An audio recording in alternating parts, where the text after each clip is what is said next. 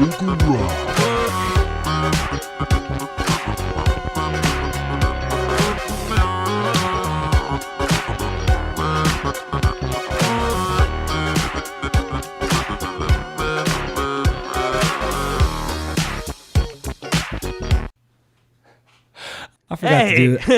I forgot to do the chord. This is another episode of UFO Garage. You know how it goes. I'm Ben. And I'm Joe, and this is where we talk about UFOs, aliens, and all things weird. All things weird, dude.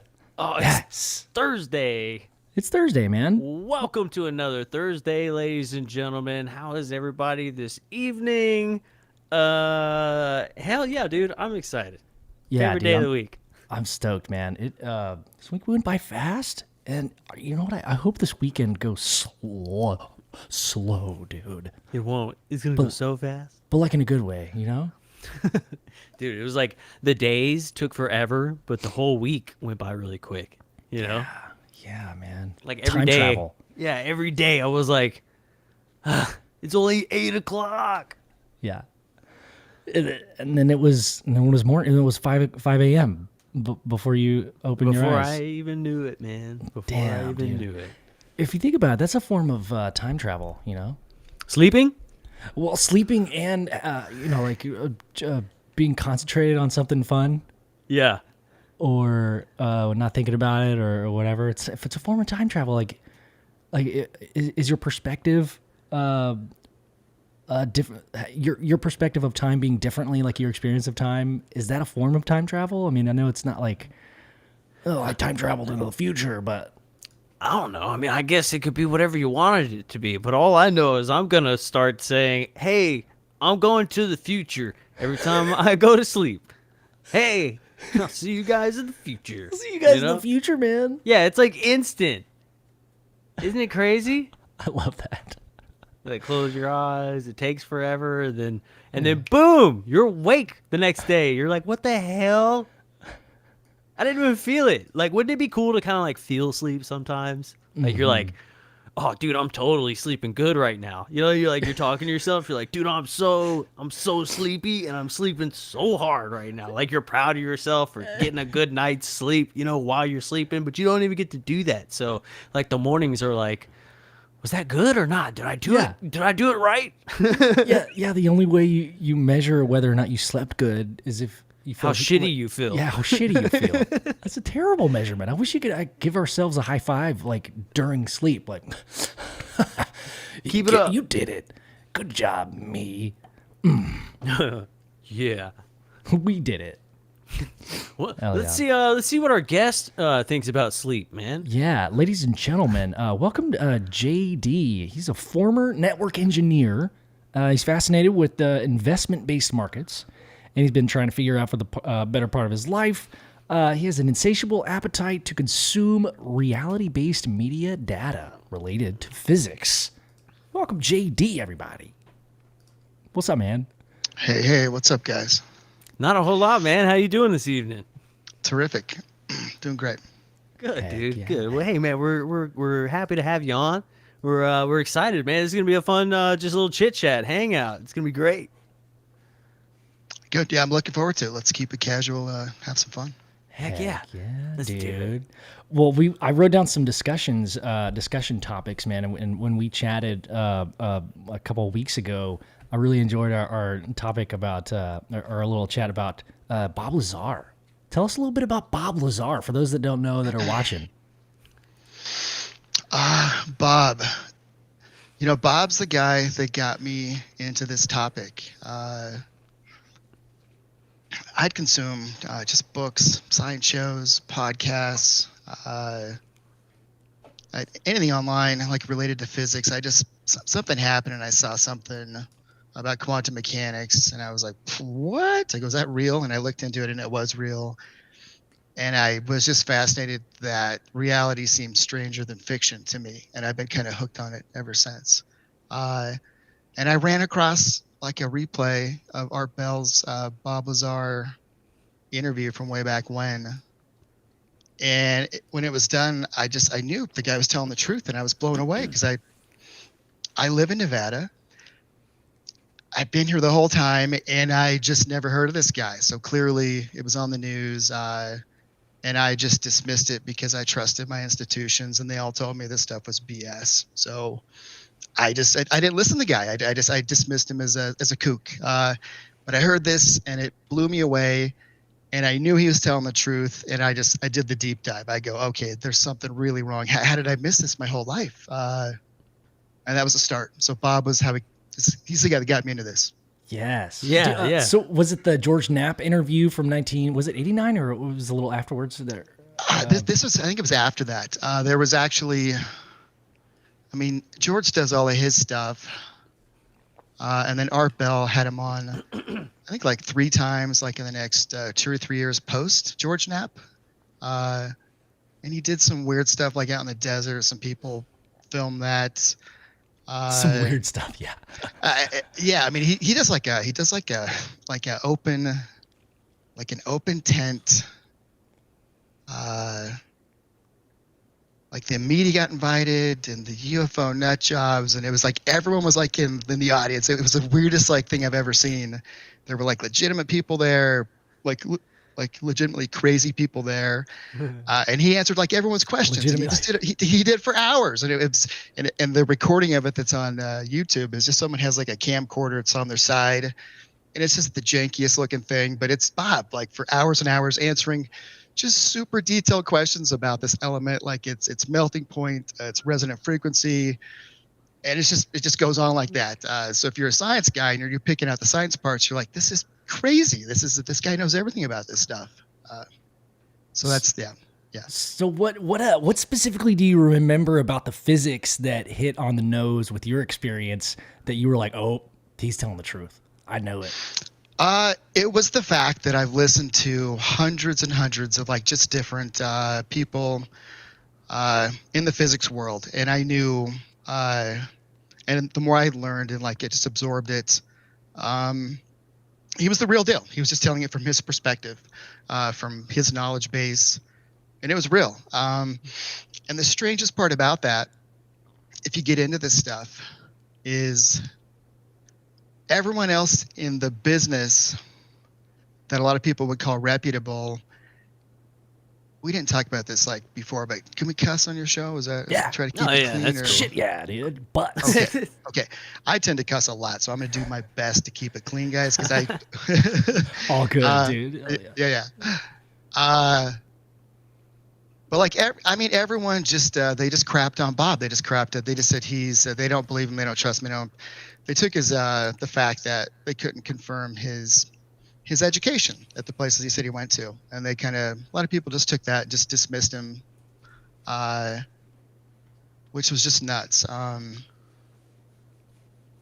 I mean, the guys inside the industry, like Stanton Friedman, like dismissed him. You're pretty familiar with that guy. Yeah. He did tons of work. It's great. It's crazy how Bob's story, it's one of those stories, there's always like the big ones, and it's definitely one of those that really draws people in. It definitely piques your interest. Your whole life you could go without hearing it or even caring about it, but like one day you may stumble upon like a Bob Lazar documentary, and you're homesick and you turn it on, and after you watch it you're like, what the fuck was that? What? I didn't even think about that. There's aliens here. Like it's crazy whether you believe it or not, man. It's just the story is so beefy. It's a lot to chew on, and then you like never run out of shit to like dig for. Like it's always just like fun and like, yeah, I don't know. I love those, like the old ones, the old school ones where he like drives up on the mountaintop in the desert.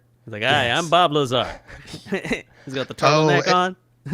He's got a turtleneck on, yes. Yeah, you're talking about like the video that him and his buddy, his real estate buddy, made like right after. Dude, yeah, that was like that was free like on Amazon Prime for a long time. I probably went to bed like setting my TV to shut off automatically, like watching that. Probably 100 times. It was just the weirdest, like the craziest, like self-produced, just like just crazy thing out there. Between that and like Brian Greene had some good stuff. I used to like hit up his stuff, and like I'd go to sleep to that too. But yeah, I feel like Bob Lazar would have the best YouTube channel, like back in the day. Like if YouTube was a thing, he would have the best. Bob channel. could start one today and crush it, dude. Oh, Bob 100%. he would just crush it, dude. Yeah, he just won't though. He won't do it. Like Let's go blow some shit up in the desert. Hi, I'm Bob Lazar. Yeah, and today we're blowing shit up. Yeah, That is so cool. It's yeah. I get why he doesn't want the attention though. Oh, for sure. Yeah. For sure. Yeah, he was saying in an interview that like for years people would just show up at his house, somehow figure out where he lives, and like just camp out on his lawn just because they wanted to talk to him or whatever. Man, I would that would suck. I have a question, Bob. Excuse me, Mr. Bob, sir. Excuse me. Get out of my window, please. Good morning. I know you're sleeping. I should have brushed my teeth. I'm sorry. Anyway. Don't mind the feet prints on your pillow. Yeah. He seems like even in that Jeremy film, he's kind of just the consummate professional. He just puts on his pants and his shoes and he just goes to work and he likes that. He just likes going to work doing his thing. You know what I mean? Yeah. So for him to wake up and have to look out and see another tent on his front lawn, for him it's probably like, oh geez, here we go again. Yeah. That was a cool film. Jeremy's Bob Lazar film was pretty cool. I enjoyed it.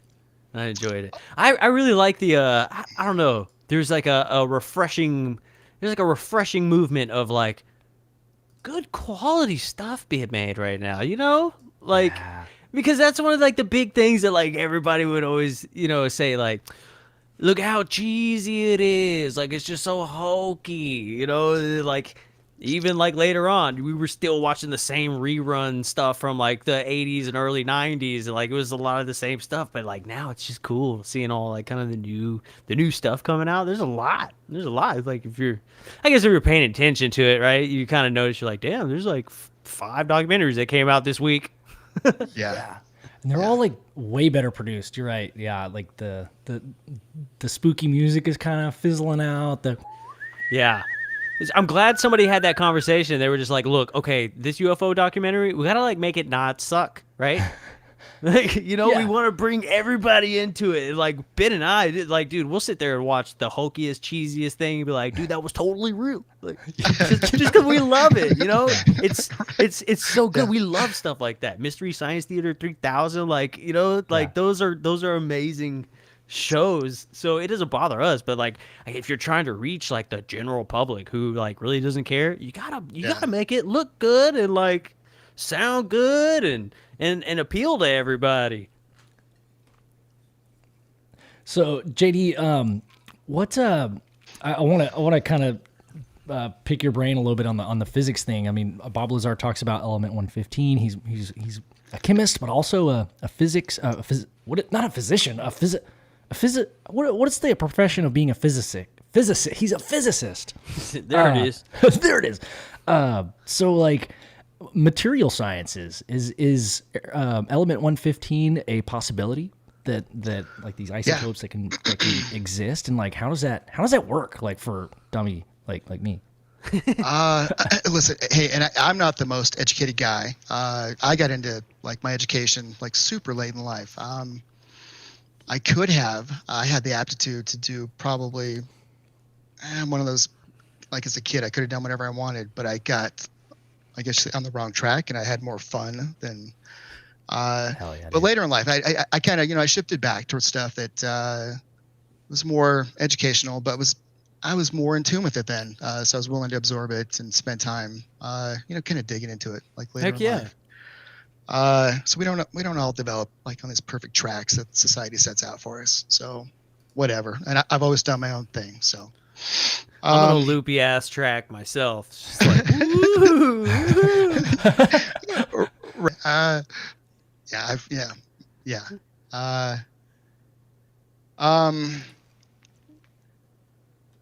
So, Bob was really, what did he do? He did like, he was more like an electrical engineer. I think that was like his primary thing. And I think to teach him some more advanced stuff, I think they sent him to MIT, but they can never find records of that. But you know what Bob was? Bob was a guy who had a particle accelerator at home. He was cranking up, super accelerated radio waves to perform experiments at home on these ships. If you listen to like what he's described, how they operate, it's this little tiny, like a half of a sphere, and the size of like a little box, the size of it's like a extra large pizza box, and the sphere's on top, and there's a cyclotron that spins it up, and it's shooting stuff into the sphere.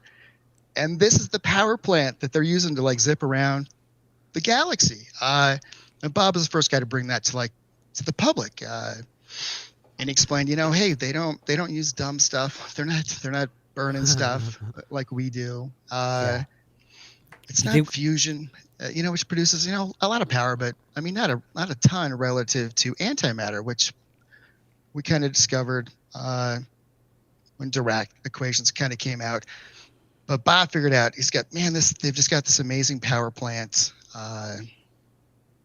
It's just this amazing power plant. And he sort of explained all the physics behind it. And he told people stuff that no one had ever told people. Like forever, we've seen footage, like old clips and stuff of like these flying saucers that are tilted on their shape like this, and they're flying around, and they're flat, and they're.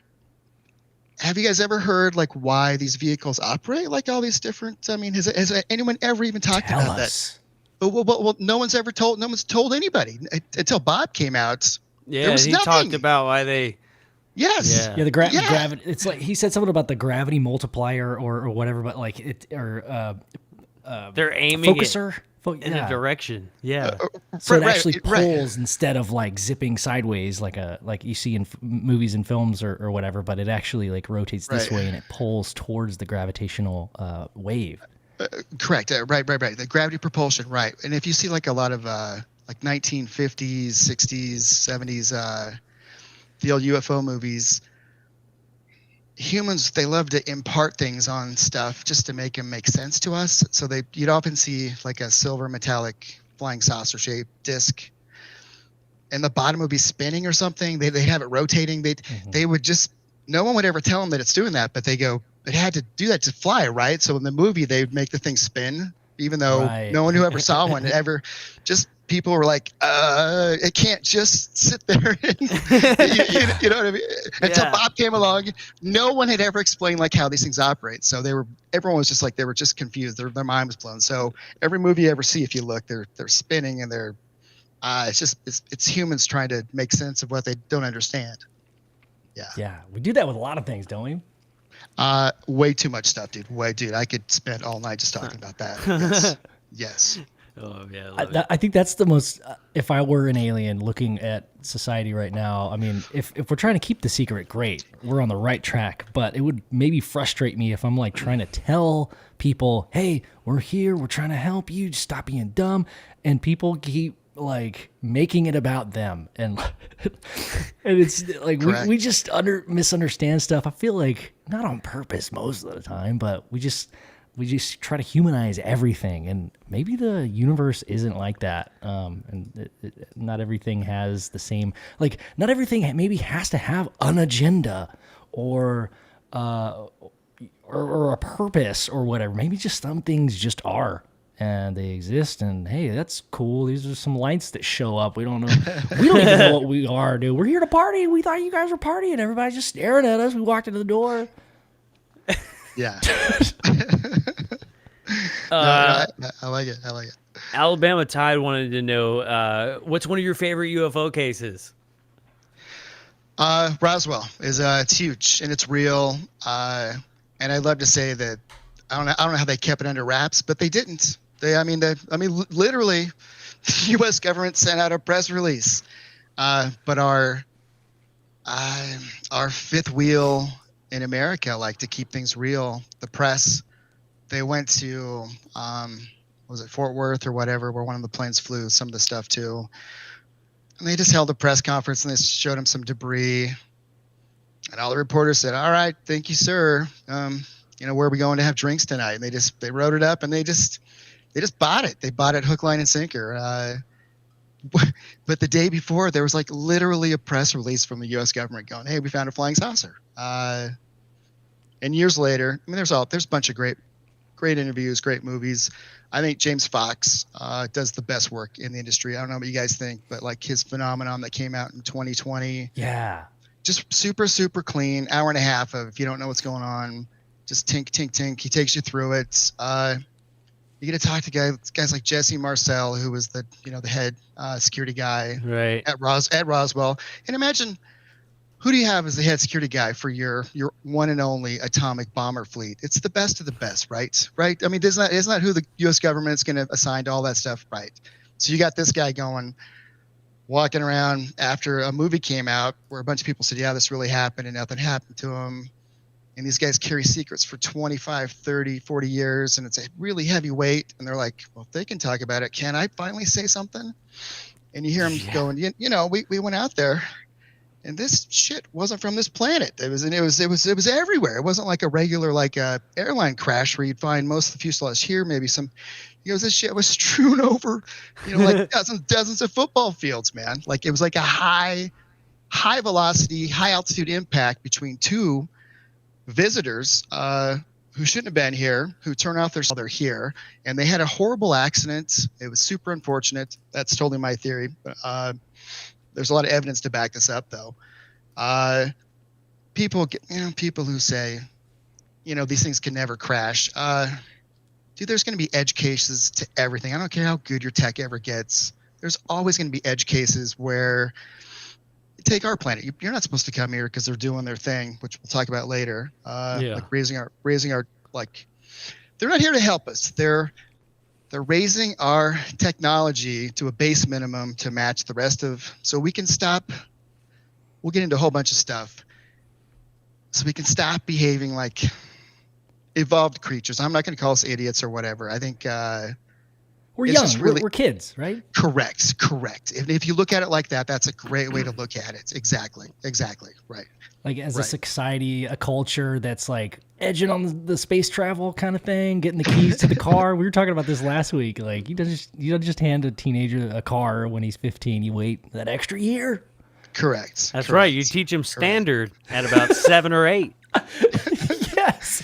That way, by the time he's 15, he's good to go. Right. You let him drive the golf cart a little bit till he hits the curb 20 times. You're like, all right, that's enough for today. We'll wait a year. We'll let you do a little bit more. We'll take you to Disneyland. You could drive the car there a little bit, crash a little bit. Right. Right. That was the pro of living around a lot of empty fields and pastures. You got to drive things a lot sooner than other people did. So. Right. I mean, right. Maybe not the tractor, but the little ATV, something like that. Yeah. Correct. Oh yeah. My dad had a Jeep Commando, like a 1960 something, man, with like no roof or windows. Dude, it was so fun. We drove around Slato, Texas. Like, it was awesome, man. I was sitting on his lap, using the steering wheel. But dude, so you're saying, JD, that they're not here to like raise our vibration or whatever, or help us in any way. I mean, maybe some can interpret it like that, but maybe they're just here to make sure we don't ruin this awesome planet, this awesome spaceship that we're on. Or ruin their awesome space. They're like, look, whatever you're going to do it down there. Don't bring that shit up here. Right? No, correct. Yes and yes. It is a cool planet, and we have a handful to look around in our solar system and go, those are pretty bad. We look around, we're like, those are tough to live on, tough to lose. This one's pretty good relative to that. Yeah. But relative to what else is out there, after Kepler kind of gave us a census of how much stuff is out there, I don't think we're that great, dude. I look up in the night sky, I don't see just amazing nebulas that blow me away. I don't see a cool ring of like ice around us. I see a moon that's like, it's pretty far out there. It's pretty small. It's cool. I love looking at the moon. Probably like we all do, but the most beautiful, clearest night. If you get the full view of what we can see of the Milky Way, it's not bad. It's pretty good. But imagine some places, it's location, guys. If you really have gravity propulsion and you can live wherever the heck you want, dude, we don't. This is just, it's all right. So think about it. Think about it like that, guys. a couple weeks ago, they were doing something, and they were talking about the Large Magellanic Cloud. It's a small, like a dwarf galaxy that, like, we're like, we got the Milky Way, the spiral here, and they're like kind of 90 degrees off from us, to where if you had a nice location on the edge, imagine waking up and seeing that, and like parking your planet, like you pick one that's like close to like the nebulous behind you. So just imagine, wherever you look, your mind's blown. It's like you see the full Milky Way, the entire spiral galaxy. Would you live where we live, or would you live where they live? Right. We're almost looking at the galaxy at the horizon line, where it's just a strip across the sky. I've never thought about that before. Like, and there's a bunch of like dust and stuff. We can't. Yeah, we use like different parts of the electromagnetic spectrum to like look through that. But our view, it's on a perfect night, it's pretty good. But it's to think about where you could live in this galaxy and go, why would you come here? That's one of the 1,000 reasons why you would not come here. If you're like a neighbor, or you're passing through, or I'm going to change subjects, but get me back on track. But I get so tired of people saying, why don't they show up, or why aren't there more? Or dude, starting in like the 1920s, someone had the great idea of putting lead in our fuel for all of our automobiles. To help with pinging and knocking, to help it like run a little bit better, because we didn't have the best fuel standards when we refined this stuff back then. So, and it was something else an industry could sell. Well, think about what lead is. Lead is like a neurological toxin. Yeah. Somebody convinced somebody, hey, let's put it in every gas tank, and let's burn that shit, superheat it, and just blast it in the fucking atmosphere, man. Remember when it used to run on water?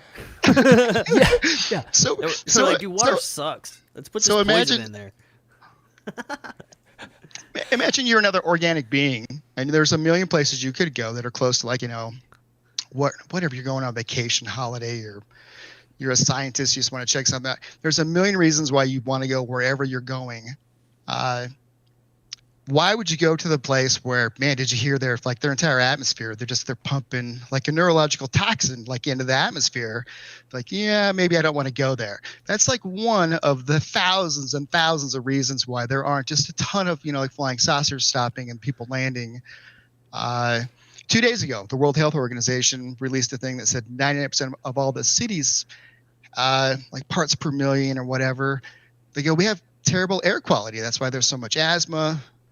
Again, if you're a really smart being and you can go anywhere, what are you going to come here and just like pop out and hang out in our cities and go, bring on the lead and your toxins, when you could go anywhere you want? You could go anywhere you want. These are just like, I could tick off thousands of reasons why you would do this or you wouldn't. Right. But you have to look at it differently. Yeah. You guys with me now? Yeah. I love that. Good. Good. That's tonight. I want to try to convey that, to stop looking at everything that we see and that we like Earth-centric, human-centric, like really get away from that. Like look at it like, imagine like we've been here for like 200 million years. What would we be like if we saw somebody who was just developing, they were going through the industrial age, and they were burning all this crap and lighting everything on fire, and they're like, and you've like perfected what we'll talk about later is like they're trying to raise their technological standard of living to match like a base thing. Because guys, like the electromagnetic spectrum that we stuff a bunch of stuff on and blast out like in the entire universe, we're not the only ones here, dude. And our neighbors they're like, guys, we use that frequency for like really good stuff. Why? I don't want to watch I Love Lucy. Can you turn that down? It's like, dude, they don't. That's why when SETI's like listening for this stuff, it's not out there because it pisses everybody off. They're like, it's not just your galaxy. It's. Oh my god, I love that so much. It's just right. It's such a good perspective. Like. Again, like we were talking about earlier, zoom out, bro. It's not about you. It's not about us. Like, I love the idea that we're annoying to other species. I think that's hilarious. Yeah. Oh, God, yeah. They're all spiritually evolved and doing, like, important shit. And every day their meditation gets interrupted by I Love Lucy shows. You're like, oh. Or like maybe it's more like the dial-up when we used to like plug in the phone and anybody that would call in it would go dee, dee, dee, dee, dee, dee, dee, dee, or Yeah. if you get close to a speaker with a cell phone, you know, the old computer speakers.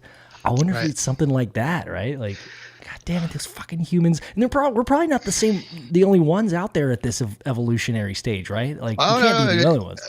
Dude, they're so good at it. Dude, I figure whoever got assigned to us or got the contract, they've done thousands. And they use AI that's like really, really good. They don't have to do much. They just plug in the current whatever. They keep us on track. We can walk through. I think I have this later. Like we have all the time. This super accelerated like technological revolution that we're going through, like in the last couple hundred years. If you look at human history, dude, we're not that good. We're dumb, dude. We stumble across something and we figure something out, and then we get stuck for like 100 years. Dude, something happened. I always love talking about that. Like they come down and give us some inspiration. Like, hey, come on, guys, speed this thing up. They just feel it right. They don't want radio waves.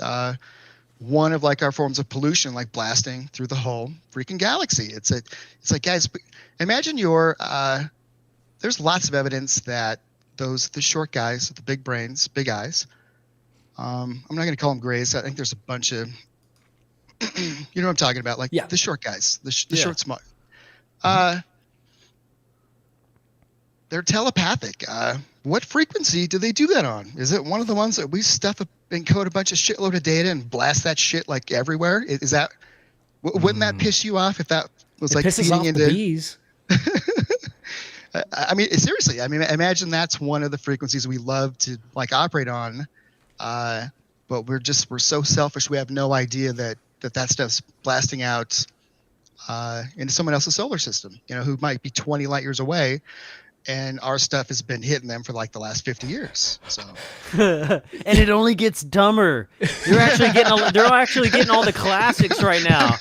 They think we're so like inspirational and artistic, and then they're gonna get to like the like early to mid 2000s and start being like, "What the fuck? Yeah. They're about to die." That didn't take long at all. They're all about to kill themselves. So, oh my god. Yeah, like by the time they get here, they're like, "Hey, Lucy, I'm home. Hold on, you guys are on like this Jersey Shore shit. We gotta do something. Like,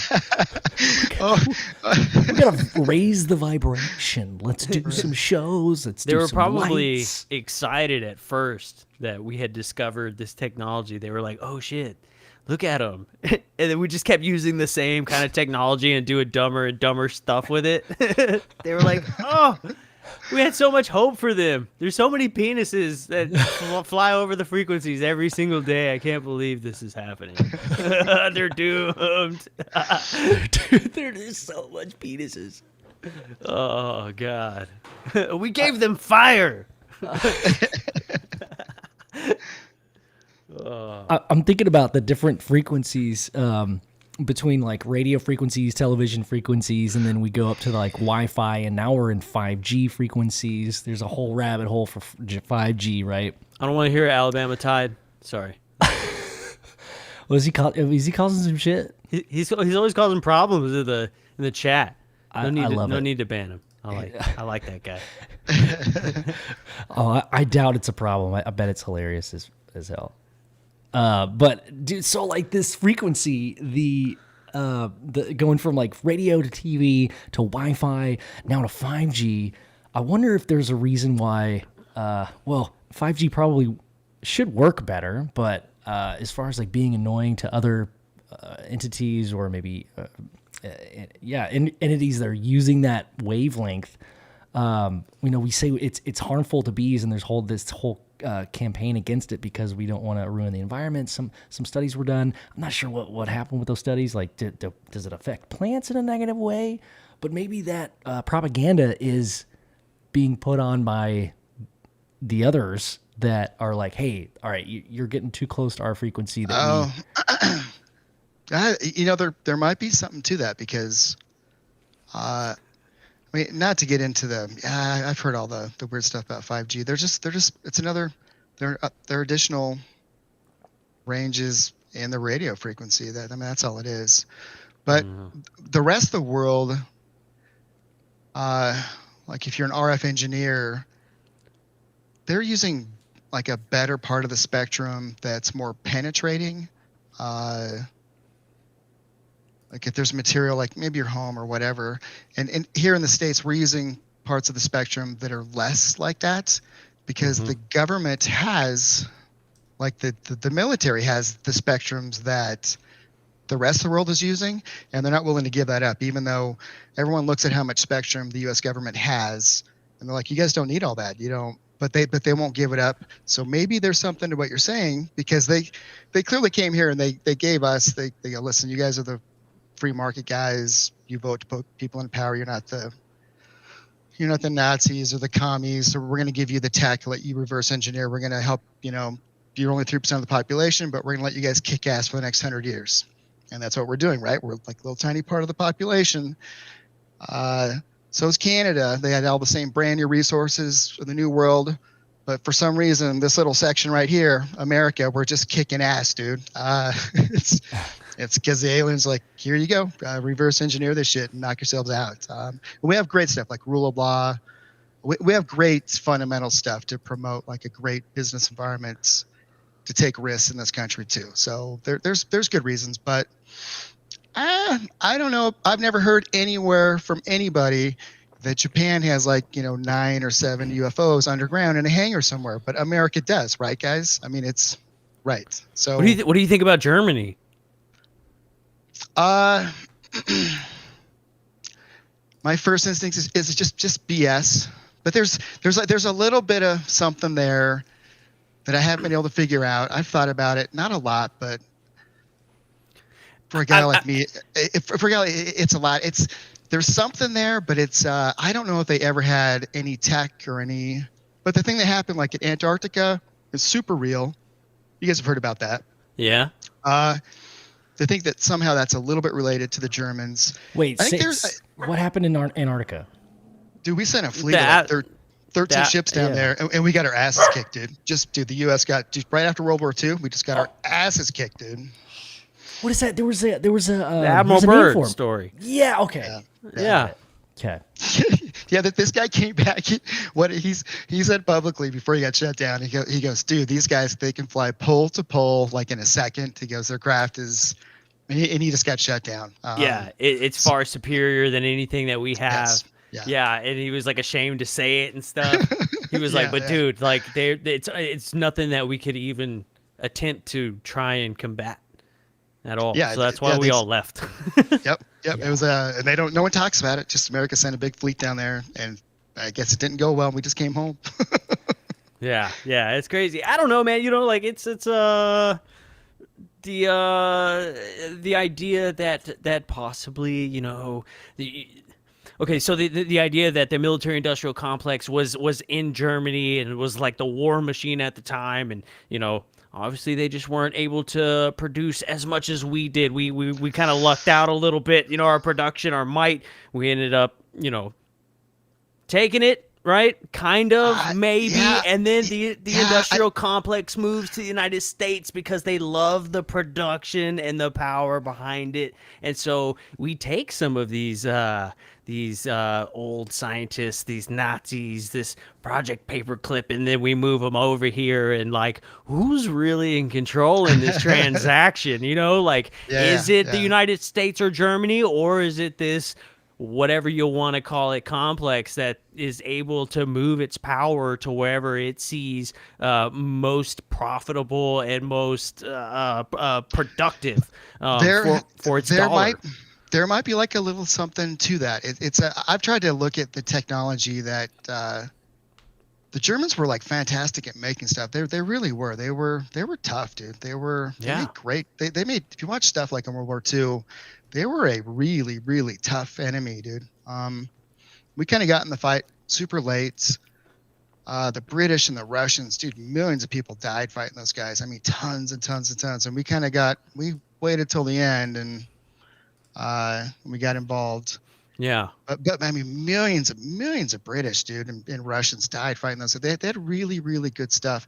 But I can't correlate their technology to the alien stuff. And here's an example.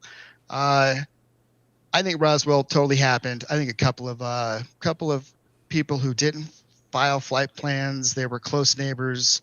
They took I'll throw it out for the first time. I call them galactic space-time vehicles, guys. I don't call them UFOs. I don't call them UAPs. And that's a term actually from classified documents way back in the 40s and 50s. They're galactic space-time vehicles, man. The little flying saucers, dude. That's what you can zip around in the galaxy. If you want to go further, you guys have seen the Phoenix Lights things. You dock them in there. You dock like 6 or 7 in like a big thing that has amenities for food, facilities, whatever. Hell yeah. And you use the propulsion from those things like to go further distances, to go interstellar, maybe even intergalactic. But the little flying saucers, right? Yeah, dude. The little flying saucers, though, guys, there's no bathrooms. There's not even a cup holder, man. You don't spend a lot of time on them. These are like living, breathing creatures. It's like getting on an airplane. It's like a 2-hour flight. And you're like, get me the hell off this thing. I've been bouncing around. They don't bounce around, but yeah. How long can you get stuffed in a thing before, I got to use the restroom? It's not long. Every time we see one of those things, they're only in them for a couple hours, guys, and they're docking with something else, or they're going so fast they can go home in a couple hours. Right. So you need to think like that. Yeah. Yeah, that's exactly what we would do, right? I mean, yes, yes. Right. Imagine us like in a shop, 200 million years of all this stuff. We'd figure it out. That's what we do. We just keep going. We're just the last ones to come along. That's probably like a rare event for, people to start setting off nukes in their atmosphere. That's why they all showed up, like, check them out, man. In our lifetime, we found one of these, like, in our neighborhood, man. Like, check them out. They're like, they're setting off nukes, and they're like, who would do that? No shit. This weekend, I'm gonna go by and check them out. If you want to ride along, dude, we're going. Dude. I've saved up 24 time credits. We could do this and come back within 24 minutes, man. Yes.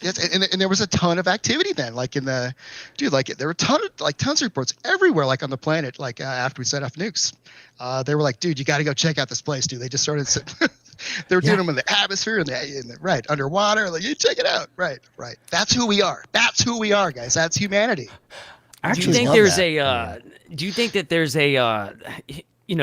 I guess kind of bringing it back to like old school UFOs and like, them becoming this modern day thing, like, like the esoteric aspect of UFOs, there's all kinds of stories, right? That, like Aleister Crowley opens his portal and then in comes these beings and like, now comes all this activity and, even the Germans, right? They were, or not the Germans, but like the Nazis, like they were like really big into the occult and the esoteric aspects of things. And like a lot of them would say that that's the secrets to our, our technology. And like, we believe in this kind of stuff. We're using, it was a lot different than the West to where, we have just like this very scientific mindset to where, nothing out of the ordinary. You kind of put the blindfolds up a little bit. Anytime something weird comes up, you're like, nope, we've been working on this shit for like 120 years. Not going to mess that up right now. We'll leave that to somebody else. But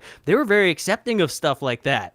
So do you think something in that realm of possibility could be responsible for them possibly, maybe coming up with a human version of a UFO? I mean, they claim to see the Foo Fighters and things like that, Yeah.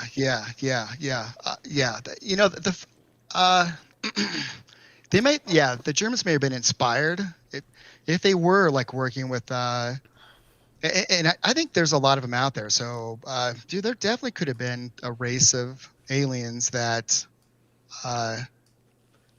even though humanity is going through this accelerated, they just want to get us to like a base minimum for technology. They're raising our technology standard of living, guys. I think when you start doing that, I think it's really frowned upon for like other people to come here and kind of interfere with their program, because it's kind of, they've done it so many times.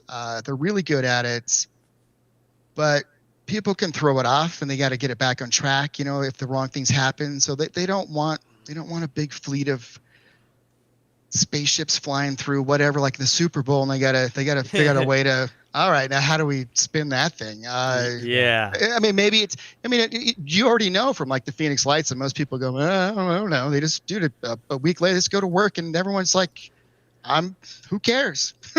We're kind of that kind of a species. We're just. Who cares? And you guys are familiar with Phoenix Lights, right? Like, Yeah. dude, thousands and thousands and thousands of people saw a craft, like a V-shaped craft, the size of like multiple aircraft carriers. That was perfectly silent, like a couple thousand feet above Phoenix and Mesa and Tempe, just like roll through. And they scrambled a couple of F-16s, and the F-16s got close, and a couple truckers on the hill saw the V-shaped craft just disappear, like what everyone says, just that classic, it just took off and it was gone. How many people do you know, like at work, you could talk to about that wouldn't like smirk or laugh or look at you funny? Even though thousands of people saw that, it's incredibly real to this day to talk about that. It's like, it's a weird thing to do, like in public, you know? Yeah. It's always been a taboo thing. This Phoenix Lights, though, you're right. I think it's one of the most famous multiple witness sighting that was first ridiculed even by the mayor of the city. Now completely reversed on his head because the governor had actually seen it himself. He had experienced it and like made a huge apology, and he's very pro hey, mea culpa, big time. He came around, exactly. So I love that. But as far as you said something about the smaller ships docking to a larger structure. You guys, that one on the right, that's a great, you kind of see the really clear thing. Well, if that whole video, you'll see like those the what's lit up at night. We kind of talked about this too. We're kind of jumping all around, but this is fun. Yeah, this is what the podcast we're just is having about, fun. man. Right. This again, that you asked earlier if we had seen anything. This is similar to what I saw in Belton, Texas, right next to Fort Hood, the largest military base in Texas. You saw like a string of something like this, like just like an aura of lights that were like this. Yeah. It was 5 lights in a row, huge glowing orange lights that disappeared and reappeared back in the exact same place. There was no smoke, no aura of smoke. It was like this self-contained glowing ball of energy. It was crazy. I mean, I only have my memories. But I still stand by my witness. I had 2 other buddies with me, and then like 20 other people that were up on that damn lookout spot all saw the same thing. I mean, I wish I knew who else saw it, because that would be awesome. But just to talk about that, the Phoenix Lights was what was interesting about that, like the people that videoed that, is some of those crafts, like the flying saucer shape, they would like undock, and you'd see them like move away, like out of formation, and they'd like move around, and then later on you'd see they'd redock back with the craft. And I think that's how that works. I think those are the propulsion systems. You just build a really big craft that can handle, impacts with like kind of meteorite type stuff even better than those do. For longer distance, like for like light travel, where you need facilities to do stuff, where you're not just jumping around for an hour or two inside a confined place. You go check it out, you have fun, you go home, you go, wow, that was cool. Craft like that's how you get around. Do you think, dude, that there's probably like multiple types of craft that are probably doing different things, right? Yep.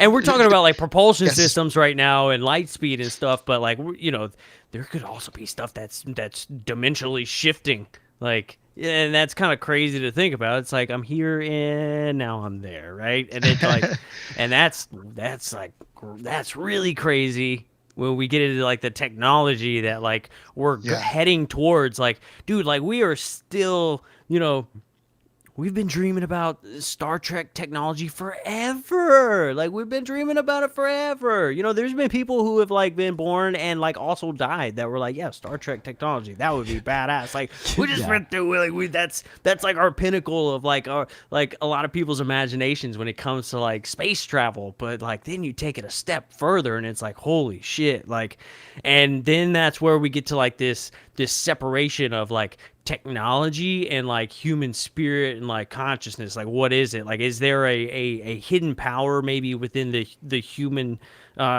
element of whatever it is that can accomplish goals that like superior technology can also accomplish?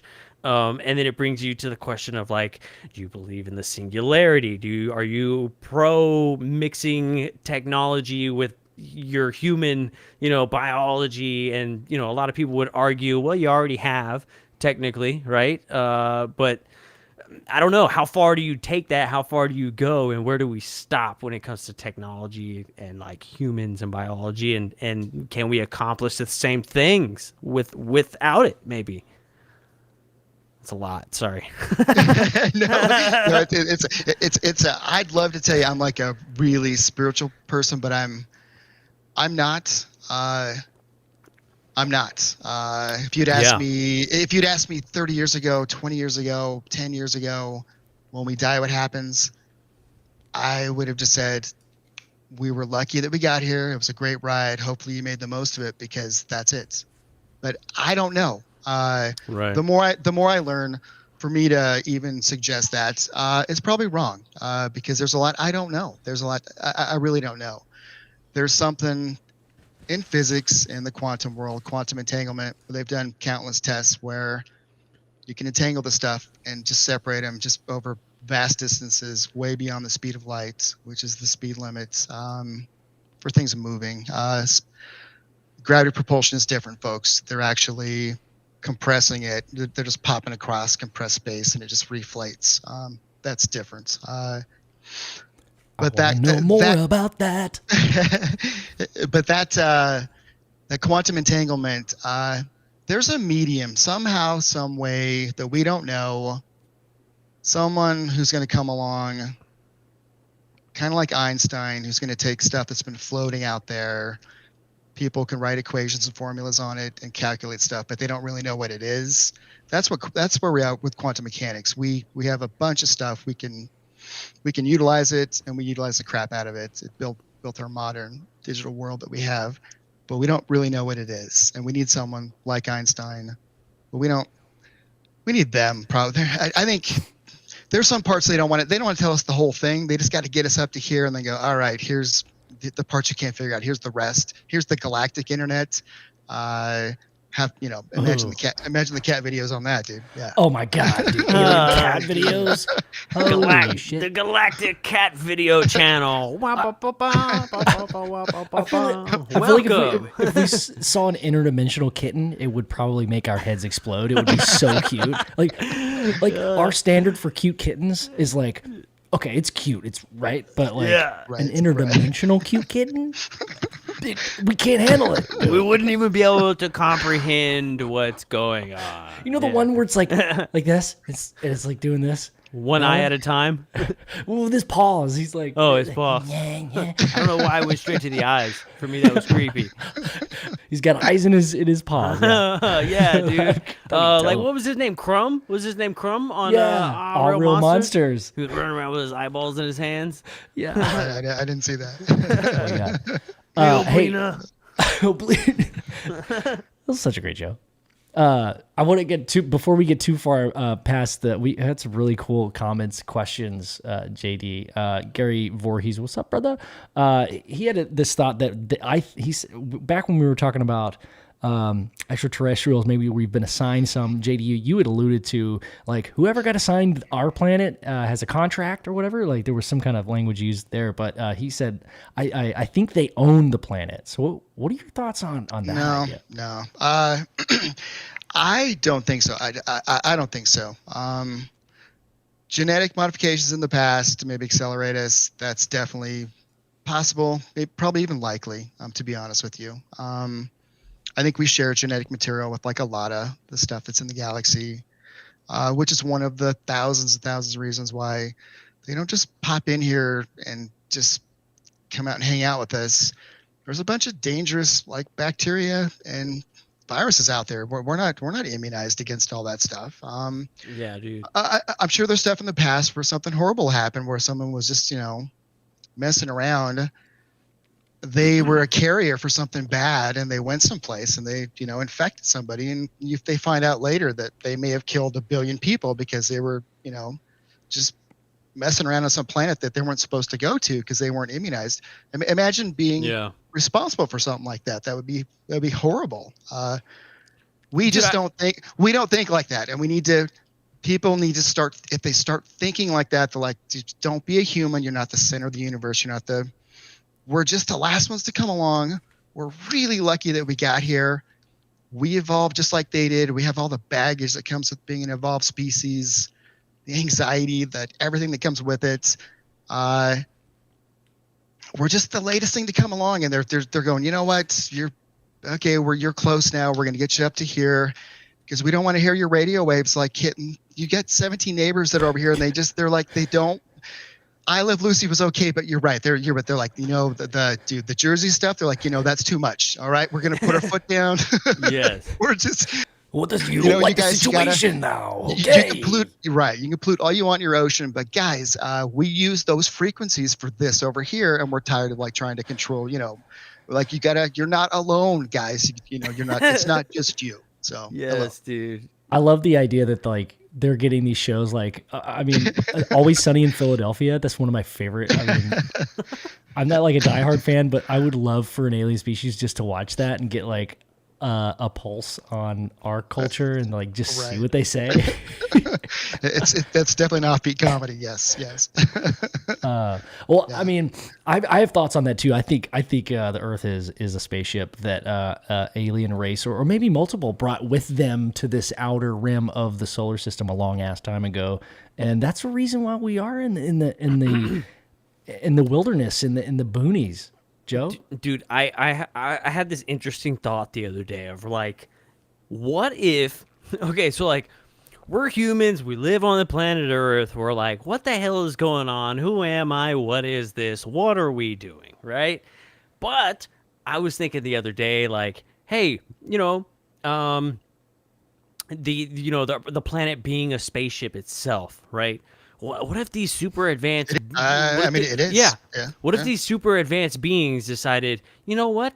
Yeah, we can travel the galaxy, but, we can do whatever we want. We can go wherever we want, but, we don't ever get to, just hang out. What if we start seeding planets with maybe our DNA or life and let them kind of grow up and they realize that a planet is the most efficient spaceship to actually travel the universe, right? And they're actually doing the hard work for us, and we're worried about how do we get to go do the hard work when they're like, no, you idiots, you're supposed to enjoy that. We put in all the hard work and we left you there so you can enjoy the planet Earth. And then they occasionally come back and they're like, what are you doing? Why are you doing that to the Earth? We went through all this trouble to see these badass planets and you guys are fucking it up. Stop it. So technically we're on the most advanced spaceship, an efficient type of spaceship you could possibly be on, and we just don't realize it. And then one day, the secret is, oh shit, we realize it. What are we complaining about? We are hauling ass through space and time all the time, and we just don't look up, right? We were just dumb about it. Yeah. Ooh, guys, Joe, you just made me think. Sorry, JD, were you? No. Go ahead. Just real quick. You know how this idea that was proposed by multiple people. I know there's one famous one, but Dr. Seuss. Dr. Seuss, exactly. But the idea that if civilization were to be wiped out, how long would it take for us to get back to the cell phone? I think Joe Rogan probably said this first. I mean, love Joe Rogan. Anyway, so how long would it take us to get back to the cell phone? So maybe Earth and maybe other Earth-like planets that have civilization similar to us are more like a technological time capsule to where if something happened to this alien race that is traversing the cosmos through time and back through time, they can always come back and check on Earth and get some capacitors if they need to fix their ship, or some what do you call it, where you have light signals. Oh, help me out. It's the fastest internet, not cable. Fiber optic. Fiber optics. Fiber optics. Thank you. But I thought you were gonna say ice cream, dude. I didn't. I knew you were going. Oh, yeah, ice cream, dude. I mean, yeah. Aliens love ice cream. Honestly, yeah. Like ice cream is a technology. I mean, think about it, Dude. If we have like the market on chocolate, which I don't think we do, but if we do, wouldn't that be the coolest thing? Like if someone came here and they're like, "What do you got?" Like, have you guys had chocolate yet? Do you want to try? I mean, that's Dude, But if you're trying to impress chocolates. somebody, yeah. Yes, I always think about that, man. Like, what would like simple shit? Like, if you got to meet one, like I think one of our questions was like, if you got to show an alien one of your favorite songs, what would it be? And like that post blew up because everybody was like, oh yeah, like I would love to show them this song. It's like, yeah, that would be so chocolate personal, would be though. cool. Yeah, chocolate would be cool. I'd want to show them like some good old barbecue. You know, maybe they don't eat that. Yeah, maybe they don't eat that kind of stuff. But you know, who knows? It's worth a shot. If they do, they're gonna be like, oh shit, that's awesome. Let me show you this barbecue, and they take me to their planet and show me space barbecue. Oh no, it's space cat barbecue. Oh no. Yeah, dude. Oh my god. JD, did you have any last ideas on the "I think we own the planet"? Gary's comment there. The science. In my mind, I loved where we were going. No, I really did. But the science of just all the we've landed now and we've hit and collected samples. We've analyzed stuff. Our solar system, it's kind of all made of the same material. It's all 4.6 billion years old. It sounds good, but I think like just like Kepler showed us, we're just one of just billions of solar systems that are out there, man. Like almost every star has their set of planets, and this is ours. And I think more than that, if I had to like contemplate and get in the heads of like who our neighbors might be, and like the stage that we were at, and like where they chose to like accelerate our technological advancement, like I can walk you through that, like starting with like the 1900s, like what happened. And dude, it's so not like us as a species. We hit every mark. We just went tink, tink, tink, tink, tink. We did this. We banged out the electromagnetic spectrum. We did quantum mechanics after that, and we never missed a beat. We used to find something out, and we'd go like 50 years and not know the next three pieces that make the next. And we hit every step. Like they would just step in and just put an idea in someone's head and go, "Come on, you're behind the AI. You guys have to figure this out to get to these next 7 steps." And they would just throw an idea in someone's head. And we already know they can do that from like the kids in Zimbabwe. They just put all these images in my head. Imagine doing that to an engineer who's just sitting there at the bench going, I can't figure this out. And this guy's going, dude, you got to go. You're screwing up my plan. And he just puts the idea in your head and you're like, oh, I just had the best idea, man. And boom, you go on to the next thing. I think that's what they're doing. They're just, we reach a certain point and they're like, all right, you're not just polluting in your own backyard or the oceans or whatever. I'm not, dude. I hate politics. I hate the right. I hate the left. I really do. I'm not going to go there at all. Let's do it. Tonight's the night. No, it's the we fact do that too. The fact you have to pick like a, South Park did it best. It's like it's a shit sandwich or douchebag. It's like what. I don't want to go there. I don't want to go. We are all on the same page. It's all the same to me. It's all the same. It's right. The choices we have. For such a great country, dude. There should be 2 people that I go, that guy's amazing, but she's terrific too. I don't know who to vote for. Mm-hmm. It's never like that. Instead, it's like, you just want to throw up and go, I guess I'm gonna have to vote for. It's terrible. This is so embarrassing. It's horrible. So that's us. And I know a way to fix that too. And it's from one piece of tech that they gave us that I figured out like after the fact, and it's beautiful, and it shows us how. Like super complex evolved species how to structure things so they just run themselves and we self-manage and we're just better to each other. We'll talk about that later, but it's really, really important. And I've watched 1,000 people come on the financial networks and try to describe what this is, and it just blows my mind because no one knows what it is, and it's just, but they have to pretend like they do on TV. And let's go down that rabbit hole, dude. You're a financial guy. I've got a great question for you, but I want to hear the rest of that. It's Bitcoin. It's Bitcoin, dude. It's Bitcoin. What is it called? Bitcoin. What do you guys know about it? Gimme. Let me ask. Yeah, give me your like 1 minute spiel on what you think it is. I know that I know that I didn't know a lot about it for a long time, and then now it's too expensive for me to get it anyways. So You can get a fraction of it. Joe, it's yeah, not. I guess so. I guess so. Joe, it's, as you millennials would say, millennials, right? Am I guessing right? Yes. Yeah, I I'm think 32. so. I'm 30 something, 5, 4, something like that. You're both millennials. It's not too late, guys. There's X's on that will blow your mind. So you're not too late. But keep going. Okay. So keep going. all I know is that I got like $35 right now. I'm just kidding. just total. You got $35 worth of number 2 pencils on Can your I desk buy right a now. fraction of a Bitcoin with $35? Yeah, You can, yes, yeah. You can dollar cost average in. Yes. God you can. damn. So that I can buy, but it would still be worth $35, right? Or like America, what? yeah, like right now, yeah. For now, yeah. Hell But- yeah. But I think, I feel like there's got to be a better solution than what we have. But Bitcoin, I feel like the technology behind it, from what I understand, it's not just about this monetary value. It's more like the blockchain technology is the most important part. I think we're missing, like we're drawn in with the candy and the chocolate with, okay, it's money though, but I think the real power is behind, I mean, Ethereum, I think, is building Ethereum 2 and their technology. From what I understand, I could be totally wrong, but it could be like this foundation for, and dude, I might sound like a total asshole right now, but No. Web 3 is a thing, and it's like the new way of What an asshole. Yeah. He's not. He's just sitting on. You're skipping along on the big points, like what's going on, like in like probably the mass media right now. Yeah. You're that's touching all on I know. The big points. That's all I know. So when I got into this and I just figured out that Bob was telling the truth, and I just started like reverse engineering everything.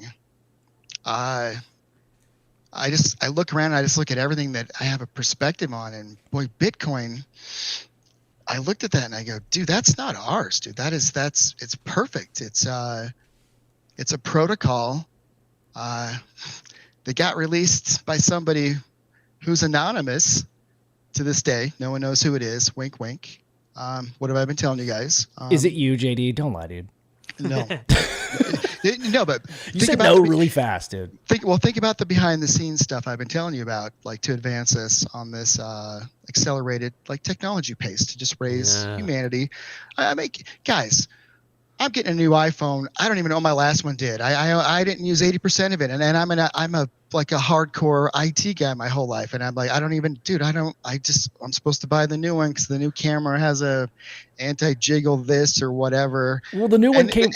And there's 80% of my old one that I don't even know what it does. I didn't even open it. And I'm like the whole, like, just everyone's saying, you got to get the new one. The new one came with the hat, though, right? Oh my god! Right. So you'd agree, like we're on this really accelerated like technology pace. It's almost kind of insane. If I've thought about it like from like a normal evolved species, and there's just nothing that's normal about this. You're not supposed to you wake up tomorrow, you don't even know what is your car going to be electric? Is that going to be okay? Or is it like, is there something new that I have to worry about? If I get that, the pace is like that fast. You know what I mean, Yeah. guys? It's like you shouldn't even have to think like that, but you're like, if I get electric, is there something better that's going to come along? Yeah. You shouldn't even have to think like that, but the pace is so fast. You kind of, as a joke, you're like, I wonder if there's something that, is this going to be obsolete when I get it home? That's why I am not like overly interested in technology, and it's weird. I enjoy using it, and when it comes out, I'm like, hell yeah, but I like, it's impossible for me to like keep up with like every new thing that comes out. Like what Samsung has, like the 22, 23 now, right? I think this is an 8. I've had this phone for 6 years. Like it's like I can't. I can't. Done. Like I just can't even. It's like I can still talk to you on this. Like whenever I feel like it. I get on the internet. Like whatever. Like it's like everything that I feel like an old man, and I'm not even like an old man. I'm just like I guess I'm like an old soul that was like, I don't understand how this works. Like, this is ridiculous. I hear you. I hear you. Yeah. So fast. So, what do you guys think the next? I mean, did we answer the question of the new monetary system or I mean, we started this whole. Do you think that it's like a way No. to like when we're talking about like advancing civilization? You know, you're Yeah. getting away from like money. Like I guess the way we see it now, Right. it's kind of like you know, we always ask that question like, what's the monetary No, system like on a no, UFO? no. You know, Yeah, or in space.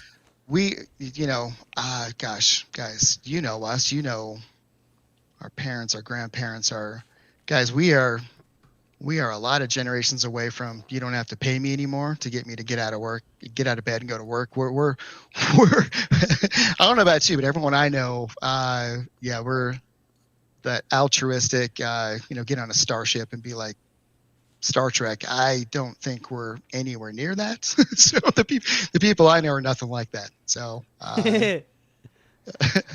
but let me run through Bitcoin. Let's go. Hell yeah. So you guys, you don't own it. You never bought crypto, right? You just never. You kind of heard about it. I've It's got kind of some. interesting. I invested in 2018, so I've got a little bit. Okay, good. I think I put in like what'd you say, Joe? 35. I think I put in $35. And it's yeah. God damn it, I missed out. I should have told you. You didn't even tell me. I had just activated my Facebook account in 2018. I think. Dude, in 2018, I don't even think you had a bank account. I think Everybody you were just, kept telling me, they were like, "You're not on Facebook." I was like, "I guess. Let me do it." And I still don't remember the password. Hey, I've never had a Facebook account, guys. Like I'm the only person in the States that I'm serious. Dude, because you invented Bitcoin. That's why, dude. That's No, no. So hey, before we go down that rabbit hole, though, like, can I ask you guys a question? Like, do you think? Okay, without like everybody like tries to put labels on things like communism and like capitalism and stuff. I feel like I want to skip over the monetary thing because I think we do need some form of currency. Right. Like I feel like we have to. Right. Just that's how I feel. But the way we do it, like this capitalism thing, is it communism? Is it socialism? Blah, blah, blah. There's got to be a better way. I think that's what we're all kind of talking about. Totally. I mean, right. I mean, we have isms that we cling to and we use. Some are really powerful. Capitalism's super powerful. As an investor for a long time, it's without a doubt the best, but it's just a really broad stroke, and it's kind of like there's times like right now, guys. I'll go off on a tangent for a second. It's like I saw this happening, man. God, like 5 or 6 months ago, money was just free, interest rates were just way too low, and I saw people they were going to gun commodities up, and I just saw it, and I went, oh no, because it doesn't help anyone. It just and it's not people buying future contracts, kind of like futures were supposed to be for if you were going to grow a crop, someone would pay you in advance. You could buy the seed and the fertilizer. It wasn't about that. It was about capitalism. It was about money chasing the next thing that was going to go up, dude. And we don't have anything that controls like gunning, copper, corn, wheat, what. And it wasn't about. Some of it was supply and demand with the war, like wheat. There's big wheat fields in Ukraine, but a lot of it was just people were going, man, let's gun up commodities, dude, which is hard. It's hard goods. It's real things. It's real things. And it's not about supply and demand. It is in the sense that investors go, well, that's where we make the most money right now. So they're just going to buy commodities, not because it helps humanity, not because it helps us at the grocery store. It's because they can make a buck, dude. And that's the ugly side of capitalism. No one ever talks about it. But I saw that and I was like, oh, that sucks. They're gonna hurt so many people. But do these guys who make decisions like this, they don't give a shit, dude. They don't give two. It's like they're just looking at all the charts. The rest are all broken. But commodities are like, just let's run this thing. Let's run and gun this until it breaks down. And then we'll find something else, man. And it hurts like a bunch of people, but no one cares. They just it's part of our system. I think that's the problem with capitalism is because if you're in the 1%, like, ooh, kind of don't want to mess that up, right? Like, it's pretty good. Like, I feel bad.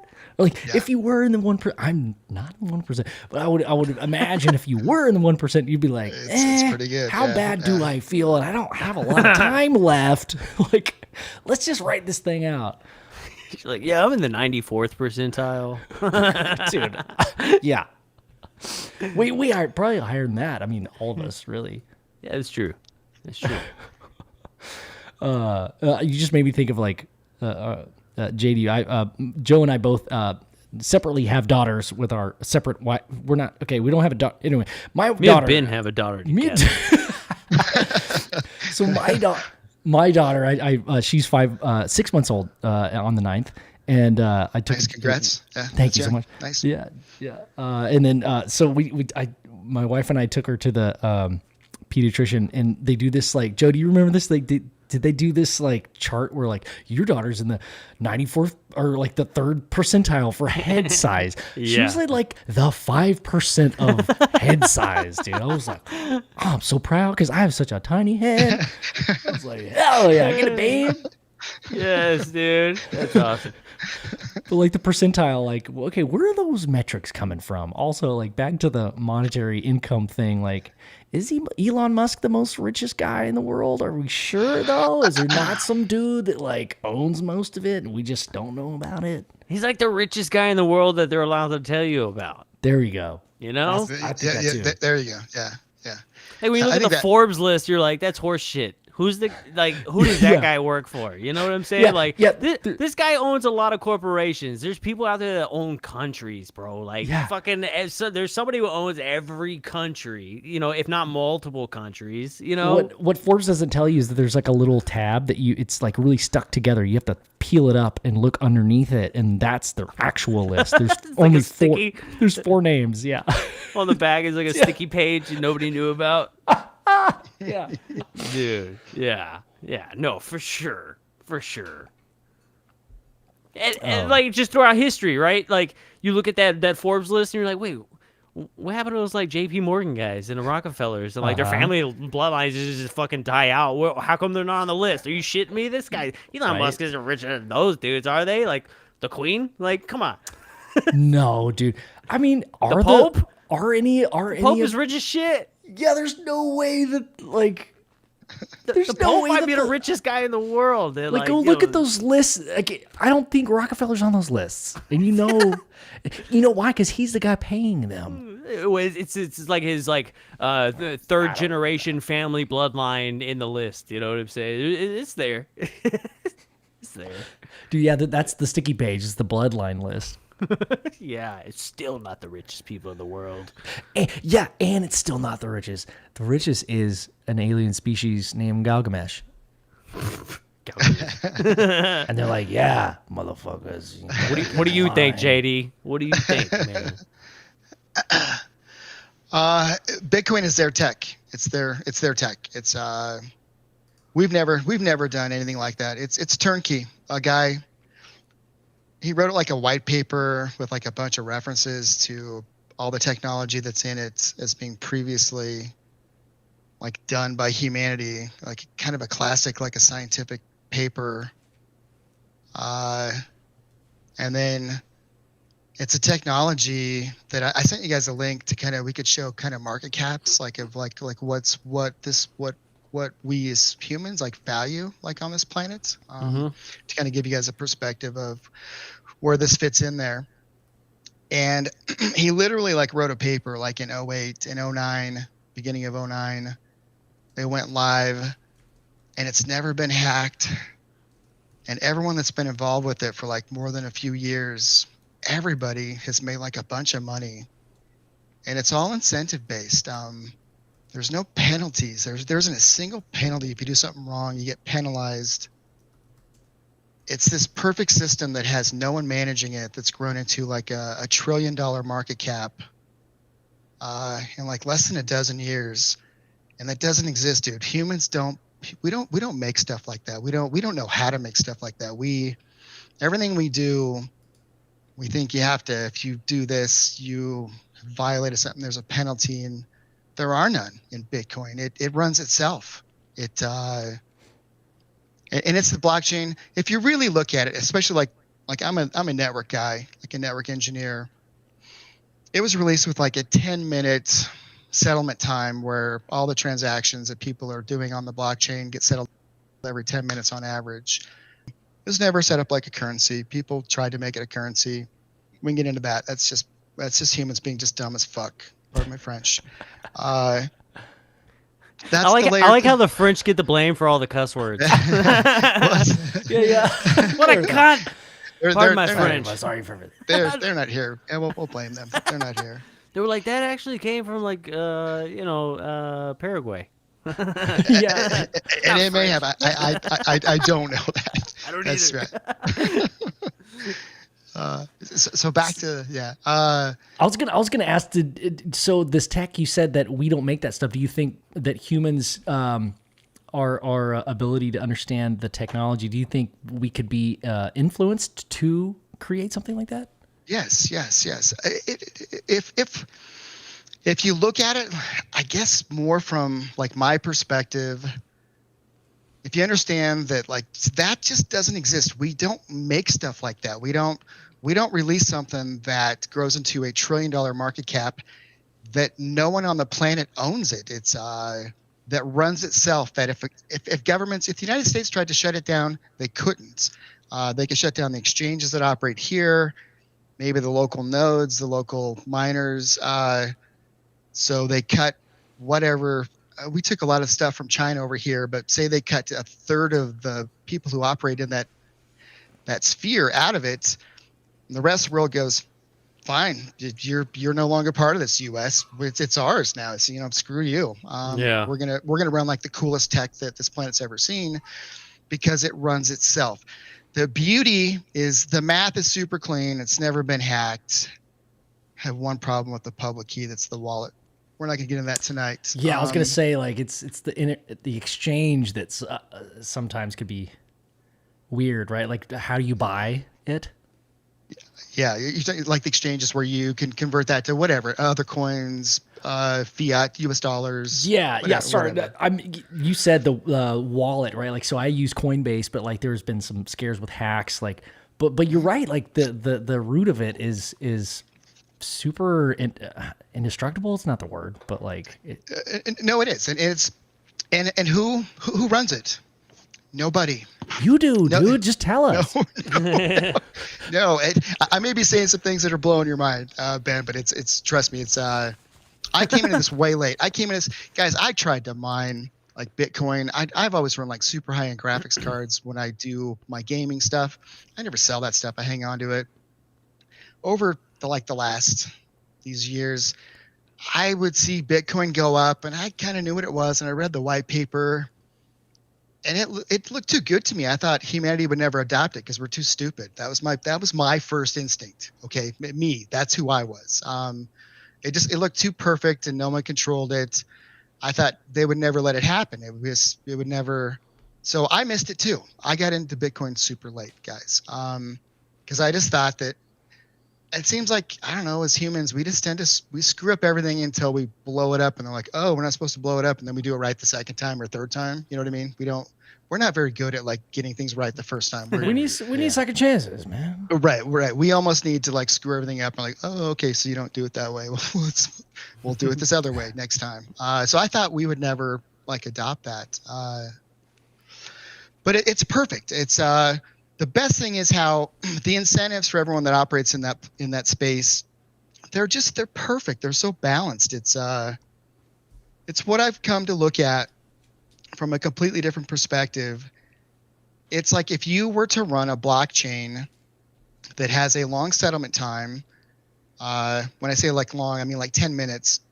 Imagine your local group. You got like 20 planets around you, and maybe you're all like maybe some of the planets, they're so advanced they don't pay each other. They're just altruistic. But you know what? To do something with the planet next to you, you want to exchange something. You don't know who they are. Maybe they're not as trustworthy as. So you need something. You need something. maybe you make a better widget or whatever, and they got the best chocolate in the whole freaking galaxy. All right, and you need an exchange mechanism for that.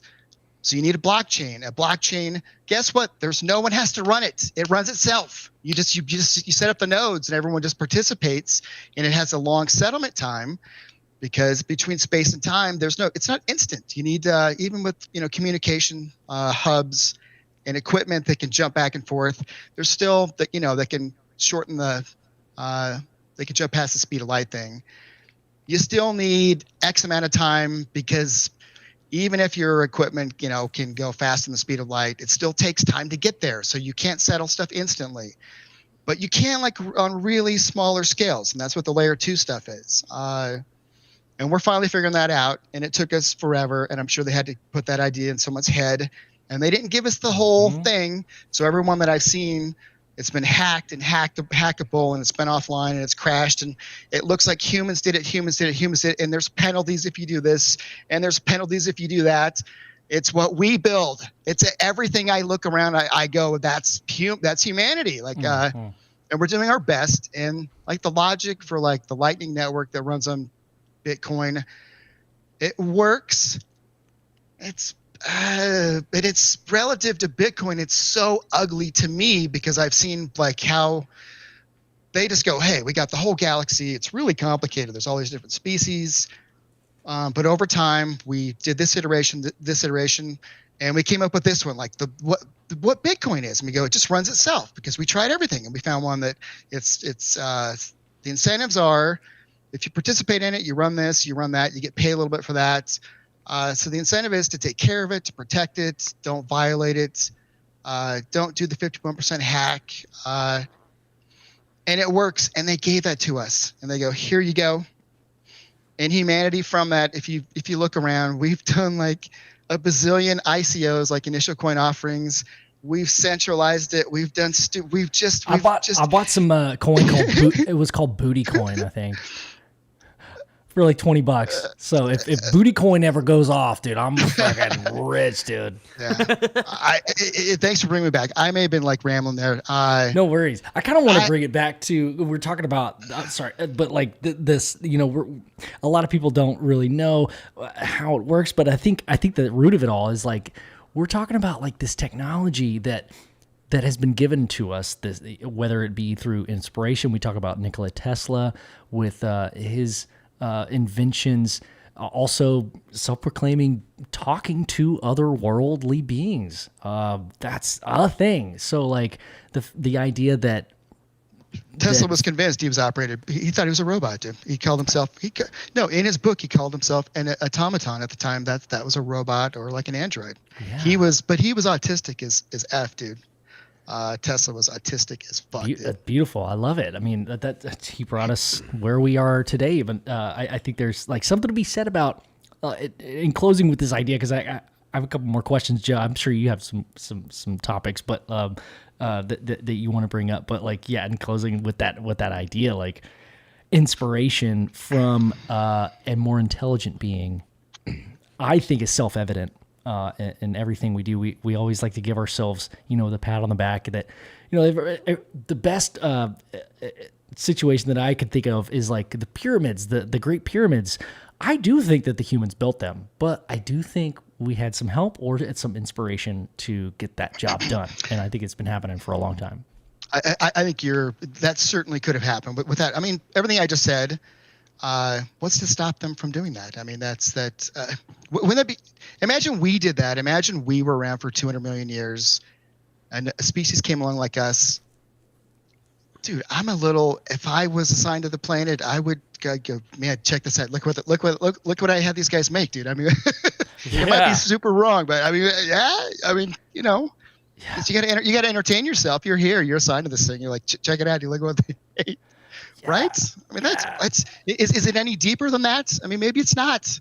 They're just entertaining themselves. And I love it. Yeah, maybe it's, guys, let me give you one concrete example. If people are watching this and they might have they heard Bitcoin, they checked out, they did whatever. Here's the takeaway. Here's what I'm trying to show you about how it's the most beautiful incentive-based thing I've ever seen. No one owns it. No one manages it. and it's grown into like $1 trillion market cap, and it just started, guys. It just started. Here's what you could do. If you were to think like that, instead of like penalizing everyone for everything that they do, work with me here. I kind of thought about this. I go, wouldn't it be great if there was a blockchain that was just like that? It was run like a civics thing. Like maybe all the elections are held on it, so they're public. If you want to, tabulate like who won, who lost, it's on the blockchain, and it's run by people who are incentivized. It's not managed by the government. It's on a blockchain that's so it's legit. It's not tampered with. Imagine that, guys. Imagine democratic elections that are on a blockchain. But each election, everyone signs up, and you get the private keys. Only the the parties that have the private keys can actually see who the votes were. But all the demographics of who they are, how old the person was, what party they were, who they voted for, it's all there, and you can tabulate it up. It's like a public internet. Sounds very safe. Very safe. It's a no-brainer. So take that kind of a blockchain that's run for like civic stuff, and then do it for driving, for like the DMV. You come of age, you can drive, and part of driving is you pass something, your driving test, and you're issued like 100 coins on the driving blockchain. And everyone who's ever done that gets like 100 coins, but it's all based on incentives instead of like penalties. And every car, because it's modern now, we all have an RFID in our car. And if you go to work and you're not a complete asshole, you don't cut somebody off and cut out the other lane and make everyone else late for work because you're just a dick and you're that guy.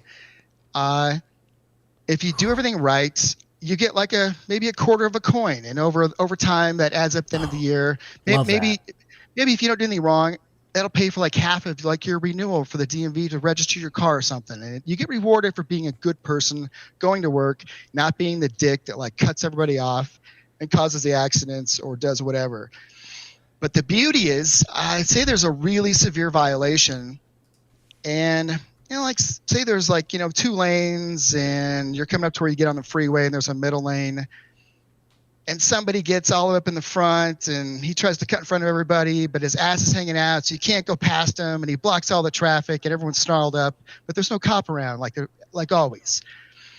But on everyone's screen in their car, they go, they see that and there's a consensus, and everyone goes, yeah, let's penalize that guy. I mean, we don't like to penalize, but if you're a total douchebag and you ruin everyone else's whatever, and everyone votes to penalize that guy's coins, he loses 5 coins. Bam. So guys like that finance the entire system. You take their coins away, they get that's how you pay everybody out. And over time, the incentive is for that guy to not, over time, he's going to run out of coins, and you can't drive your car unless you have coins, and he's going to have to buy a bunch more, plus go to traffic school, which is paid for by people who violate the system because their coins pay for the traffic school. But the good people just get rewarded. So all the time, the good people. So think about that. Like mentally wrap your head around going to work in the morning. There's not 6 people who just, that light turns red, so they cut you off and they cut the guy off, and you're like, what? Because they wouldn't do that. They would just get penalized. And there's no cops. There's no traffic court. It's instant. It's just bang. Yeah, love it, dude. I would like to have technology where I could put a glove on and smash that asshole's car in front of me, and then throw it off in the field somewhere and make it somebody else's problem. That's the technology we need. Like everybody has a. But Joe, what if after like 3 months of that behavior, he's burned his 100 coins, he gets in his car, he can't start his car because unless you have coins, so he has to like take his paycheck and buy more coins, and they go, well, you have to go to traffic school for 2 days that you're going to pay for with those coins. We're not paying for it. The good people, we're not paying for it. And so all of the jerks, the assholes, the people who endanger us, they have to pay for everything. And they get, and if they don't change their ways, they get shut out of the system. They get locked out. Damn. So it's just see, and it runs itself. There's no cops. There's no traffic courts. You eliminate all of this bureaucratic. And it's all incentive based, and that's the beauty of Bitcoin. But people don't know it yet. There's like this cool tech, and we're trying to like make money off it with all these ICOs and dumbass shit. And it's like, guys, you're doing it wrong. You're doing it wrong. Yeah, I love that idea. That's friggin' amazing. What happens? What happens if we decide that we don't want to be assholes today? Like, right? Like, what if the world runs out of assholes because they know that they're not going to be able to drive their car? Like, I mean, obviously, there's always going to be an asshole out there. We're just saying. In theory, say we all stop being assholes. Who's gonna pay for it then, right? Yeah, isn't that like it manages itself. You don't need all of. So the police officers who spend probably half their day like doing traffic, whatever nonsense, and that's gone. That's it. It's just I like that idea. it's that's the kind of stuff. Probably when I came to you guys, I'm like, hey, I want to get on and just talk about this stuff. Yeah. Guys, I've been kicking a million ideas like that around in my head, and some of it's getting out there, and I don't like the way it's getting out there. Kind of, we're not going to talk about that today. It's wrong, but there's so much good stuff, and I'd love to see us. We can do so much better. It's there. It's low hanging fruit, but we just we build our world wrong. It's the incentives are just wrong. We need to build incentive based. We need to realize we're incredibly complex, evolved species. We're so complex that you got to make it easier. Just make it easier just to get through your day, dude. Just if you do something right, you get a little ding, a little coin or something, and it's like, all right, that's better than. We build stuff like we wait till you go really crazy and then we penalize you and throw you in prison for whatever. Yeah. And that's how we think. That's how we build stuff, and it's wrong. I like the way you think because I kind of feel the same way. It's like you talk to so many people and they'll be like, "Yeah, we're so stupid, we're doomed," right? And that's it. That's it for humanity. It's almost like they've given up on humanity as a whole. And there's like this huge cloud kind of right now that I feel where like a bunch of people are so like doom and gloom about everything, but it's like, hey, can you stop the pity party and let's just all agree that we're still learning how to be human beings. Like in the grand scheme of things, we just started. Like, like totally it's so crazy. You're talking about this massive technological revolution, the rapid technological revolution that we're going through now. And it's like, just let's give it some time. Okay. Yeah. We fucked some things up, but you know what? We're still spinning. We're still here. We're all breathing. There's water. You know what I'm saying? Like, let's just chill. And let's find solutions instead of like holding this pity party on like how shitty humans are all the time. It's like you do realize that like we live in one of the greatest times in human history, and it's not because we're just shitty people. It's because there's a lot of amazing people out there with great brains that want to do good stuff for humanity. If it wasn't, this world would have already burned. So I like that train of thought on like, look, man, we're all still learning here. Don't give up just yet. Let's instead of giving up, which doesn't solve anything, let's put some effort into it, which does solve things, right? Right. Yeah. Despite everything I've seen, the way I look at things now, which is completely different, I'm still optimistic. I've always been optimistic. I'm still like that, and I like Joe. I'm right there with you. Seriously. That's the only way we're going to get out of this. But I look at like, don't look at like I talk maybe Bitcoin initially like it's an investment or something. It's going to replace gold, because if you do the thing and you work it out like a smart person, gold's not rare, but gold became a thing here because it's finite. Yes, geos who've done a bunch of stuff. It's like the first, second, or third rarest element, like in the Earth's crust. It's shiny, it's this and that. Well, guess what? We have all these neighbors, and when the day comes when we reach whatever and we join the galactic whatever, they're all going to go, guess what? Gold's not it's not finite and it's not rare. It's like you find 2 neutron stars exploded and there's like planet size amounts of that stuff. So don't build your economy on it, because that's what people who, evolved out of, that's they're trying to get us off of gold. If I had one thing before we like change the subject, mining, which I do even myself, is the dumbest thing to call it in the world, but it's the smartest thing, because these guys use art to imitate life, like everywhere that I look, and they use cognitive ease to just slide us into where they want us to be. And those are concepts where the AI is just guiding us to a certain place to mitigate all the bad stuff that can happen. Not everything. It's not perfect. And they may come along and say, you know, without us, you wouldn't even exist. And who am I to say that they're wrong? I don't know that. I really don't. But I think they're doing the best they can. They're not evil, but they're not here to save us. We are who we are. Our history is our history. We have to live with it. But they just want us to, you know, if you want to pollute, they want to get us up here so we're not polluting like on them. Like you can pollute on your planet if you want to be dumb like that, but don't pollute the rest of us. They're getting us up to that level. Love that. To go along with the pollution idea with like space travel, propulsion, we're on a very petroleum-based combustion traversing space and time. I mean, really, like if we're in a car, we're burning fossil fuels to get from one place to the other.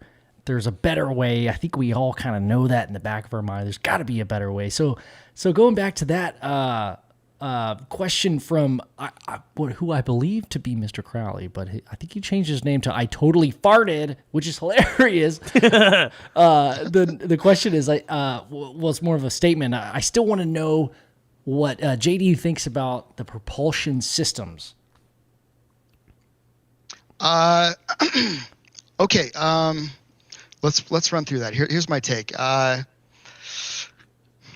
I'm totally in Bob Lazar's camp. If you guys don't know who Bob Lazar is, if you want to know the reality of how we got here, where we're going, Google Bob. And Google's actually the worst. Google will hide a bunch of stuff. You'll have trouble finding like probably a third to a half of like all the good stuff about Bob. You got to use a different search engine, dude. They buried that stuff. You'll never find it on Google.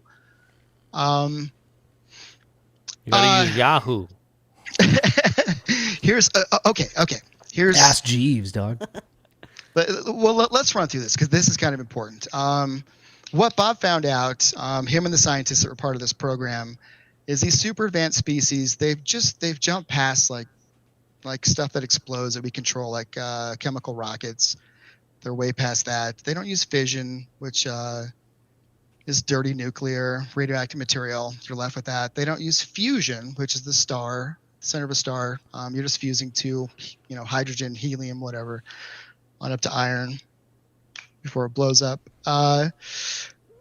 Those are all different ways to make energy. They're all effective. They work. They're so advanced. Antimatter. It's very real. It's not theoretical. Just like black holes. If you'd ask people 20 years ago, most people thought black holes were theoretical. It took a ton of physicists. 20, 30 years ago, people they thought the math was there, but they didn't really believe in black holes. And then we found them. And they're like, if you ask any physicist now, they're like, oh yeah, we know they're all. They didn't believe that till recently. Antimatter it's super real. That's what they use because it's 100% effective. You take an antimatter particle and you collide it with a matter particle. It's 100% efficient. It just converts to energy. Is it because like the physics, like the molecules, like the electron doesn't like other electrons? Is it kind of that concept? The way that it works is element 115. They found a stable isotope of 115. I have no idea how many neutrons that is. And that's all that means is that they found 114. Hell yeah. Right. There's 150 protons in there, and they found the right amount of neutrons to stuff in there to where it doesn't like instantly decay. It's stable. They found out what that is. And then they have a little cyclotron below that that they spin up. Oh, this is actually kind of cool, and I'm going to distract you guys here, but I got to say this. I always wonder why we didn't have great batteries. I'm like, why do we have all these like spaceships, but the batteries suck, the batteries suck, the batteries suck. It took me years and years and years and years to figure this out. They don't use batteries, dude. Those cyclotrons, I really think, pure speculation, but I think I'm right about this. there's something else that's out there that's everywhere. It's everywhere in the universe. It's neutrinos, and they have a little bit of mass. And there's so many neutrinos that are generated in the hearts of stars, like the Big Bang. They're everywhere. Like going through my body right now, there's trillions of them. But they're low level. They hardly ever interact with matter. So we don't know that they're there, but they're there. But imagine you're a super advanced species. You've been dealing with like quantum mechanics for millions and millions of years, maybe billions, who knows. And you found a way you can handle those low-level neutrinos, which are everywhere. They're everywhere. You could be at the center of our planet, center of a star, the other side of the galaxy, the other side of the universe. They're everywhere in these quantities. If you could like amalgamate and control those low-level things and make them like more potent, that's your battery, and it's everywhere. You don't have to take a battery with you. You just control them. So I think that machine just like it's amalgamates these like low-level neutrinos, and we already know this like through physics, and that they'll hit something in the 115 and it transmutes to 116, and we know that Bob plus we're pretty sure that that's unstable, so it decays instantly. When it decays, you get antimatter particles that pop out of it, and you hit those with like matter particles, and it's pure energy, and that's the source of energy of these craft. So it's pure energy. Yeah. And there's no batteries, and that's why our batteries still suck. And I kept wondering, how come our batteries suck? How come our battery finally I was watching something, and I'm like, wait a second, these neutrinos are everywhere. If you learn how to manage them when you get really smart, you don't need a battery. There's a battery everywhere you go. You manage them. Yeah. And that's your starter. That'll start anything. Are you with me? Yes. Yes. I am like, I love this topic so much, dude. Ben's a big battery guy. I'm a big battery nerd.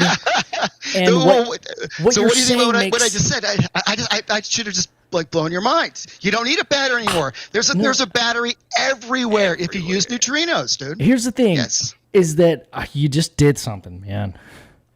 You just did something, and I feel it in my loins.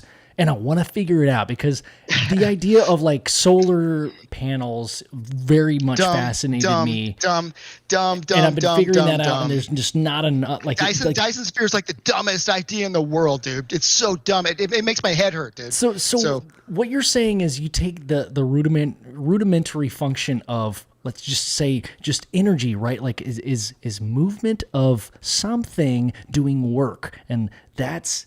Or I just described something that I'm not a physicist, but if you could use, you said earlier, like make them more dope. Like I love that, or maybe I'm taking it out of context. But like neutrinos, you like to be able to make them do work, bro. That's awesome. I love that. I'm geeking out over that right now. Think about what we do know is that.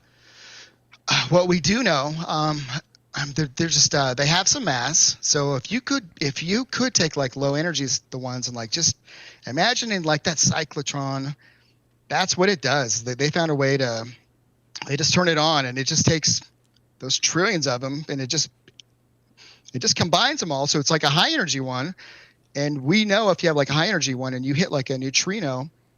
Say there's like just so many neutrinos in this 115, you just transmute one of them to a proton. That's unstable. It decays. You get these particles that kick out, antimatter, matter, and you do this like a lot, like at the speed of light. This is happening, and you can do this like you can crank it up or down. But inside there's just these explosions, as many as you want, generating all this energy. You can do whatever you want with it, dude. Whatever you want with it. That's their power source. I can see it in my mind, like I can see the 3D rendering, but I don't know the science well enough to like be like, yep, that'll work. Just need this and this and this, and I've got it. Like, I'm not a physicist, but I know enough about this. I'm right about this one, dude. That's why our batteries suck, and they'll never be better than we're doing this stupid chemical reaction. We still haven't even figured out. We're doing lithium ion because the dendrites grow too long and just pure lithium. We're really dumb, but I mean, give us a break, right? I'm with you guys. We're just kids. We're teenagers. That's all we are. And we pumped a bunch of lead in our atmosphere for 80 years. And if you don't know it, lead makes you fucking stupid. Okay, that's how dumb we are. We're that fucking dumb. We're a species that like one chemical company wanted to make more money, so we superheated and shot lead out our tailpipes for fucking 80 years like a bunch of fucking morons. No, we're really that dumb. That's who we are. But well, I don't. But maybe it's not. We could be so much more. But maybe it's not. The reptilians tricked us, dude. Yeah, dude. Oh, it's not the mantids though. Not the mantis. Yeah, dude, they're advancing us, dude. Yeah. So think about this though. Like we're not maybe okay. Like the idea, like oh, humans are dumb. Maybe it's like this agenda of someone who's human who is a capitalist and doesn't want us to be smart and figure this shit out. Like it's like this dynasty of like, dude, if they figure this out, that like, hey, we've been kind of keeping them in Plato's cave for so long, like then we won't be able to have like gold sandwiches. And like that's been the thing for the last 2,000 years, and they just want that they want their cold sandwiches. Makes sense to me. I know because we do it with DDT, we do it with so much stuff that if you're a galactic traveler, and you're like someone's like looking at like the star chart, and, I don't know, you're just doing like a 3-day stint and like. Gosh, we've skipped that place Earth like 20 times now. Do you want to stop by? And they're like, what are they doing now? Like, well, they stopped setting off nukes in the atmosphere, but now it's this. They're like, let's skip it, dude.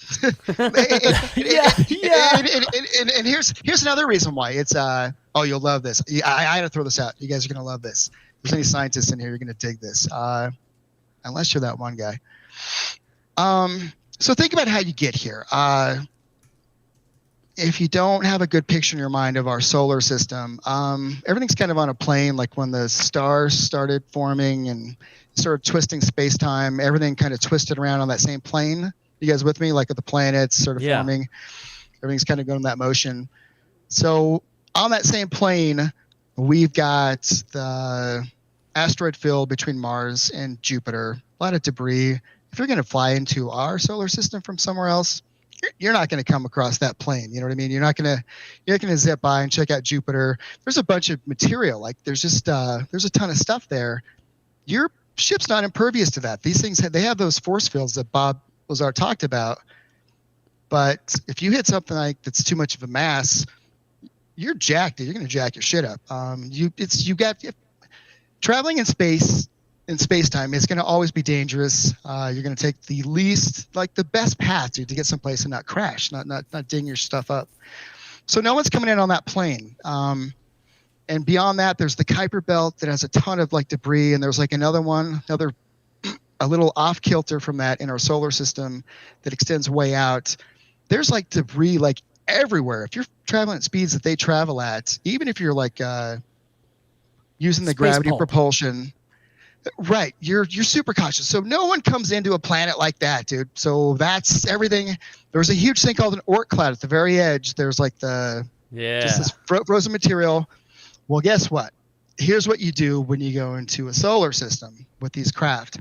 You come in from the top, like a 90-degree angle from like our solar system. It's all here. All the shit's here.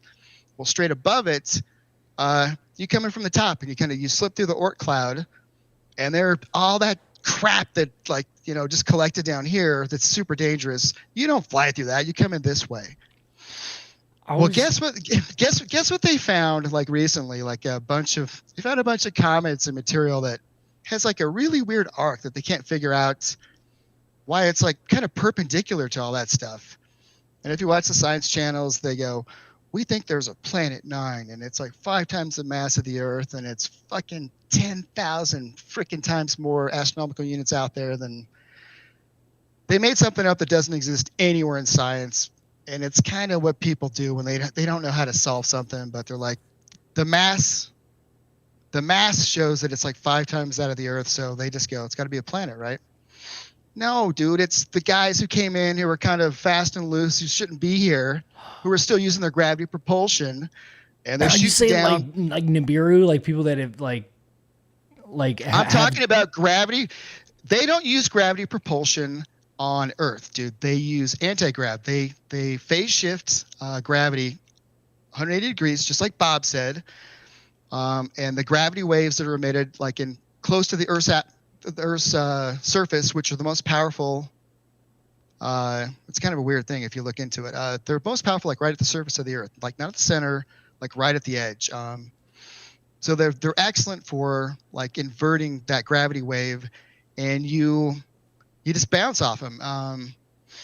Trust me. And dude, my UFO video, dude, I looked at it like a million times, dude. They do not use gravity like in the atmosphere, which makes sense because if they did it for propulsion, they'd have to crank it up so high, dude. They would fuck up our fucking dude. They would fuck shit up. They would do the shit that we have in orbit would get jacked up. They can't. You can't crank it up that high close to a planet. You're gonna fuck shit up because you add that much gravity. You shift it. Correct. Shift right. Jupiter off into the sun. Correct. Or these asteroids and these comets that these guys found. They go, oh, it's Planet 9. It's not fucking Planet 9. It's some careless guys who maybe they robbed a fucking bank 2 star systems over and they were fucking in a hurry, dude. And they're like, where do we go? And those guys are like, let's go to that place, dude. It's like no one will go there. They're burning land in the atmosphere, dude. Yes. We're like the Arby's. We're like the Arby's of our galaxy, dude. Like, It's people will come here, but like people aren't like looking out. That could be like what Oumuamua was, right? Somebody in some off distant place, like took off with some gravity and then shot Oumuamua past us, and everybody was like, "That's weird. It wasn't even from our solar system." And it was like, well, yeah, because somebody in a different solar system used gravity technology near that big ass rock, and it flew near you. Dude, yeah. So guys, you heard it here first tonight. You can do. There's 100 things you can isolate tonight. That's one of them. That guy who thinks he found a planet, he's wrong, dude. I've tried to figure out, like, if someone wants to come here, say they're like 20 light years away, I try to figure out like the whole path, like how long it takes this part. They get to the top of the Oort cloud. If they're going to come in, how far would they use gravity propulsion before it's not safe anymore? Maybe even their craft, they're not allowed to use it because it gets so close to the billiard balls that we are that they could like jack with our orbit. So it's like illegal to do that. That's a totally different subject, dude. I've spent countless hours trying to figure out like gravity propulsion, how you can manufacture a solar system like any way you want it to look. Dude, you could build like you could make something, dude. That's neither here nor there. But so you come in this way, and that's what that is. There's no Planet 9. There's no. You heard it here tonight first. This is one of the many things that were groundbreaking. There is no Planet 9. There's no Planet 9. I'll say it 1,000 times.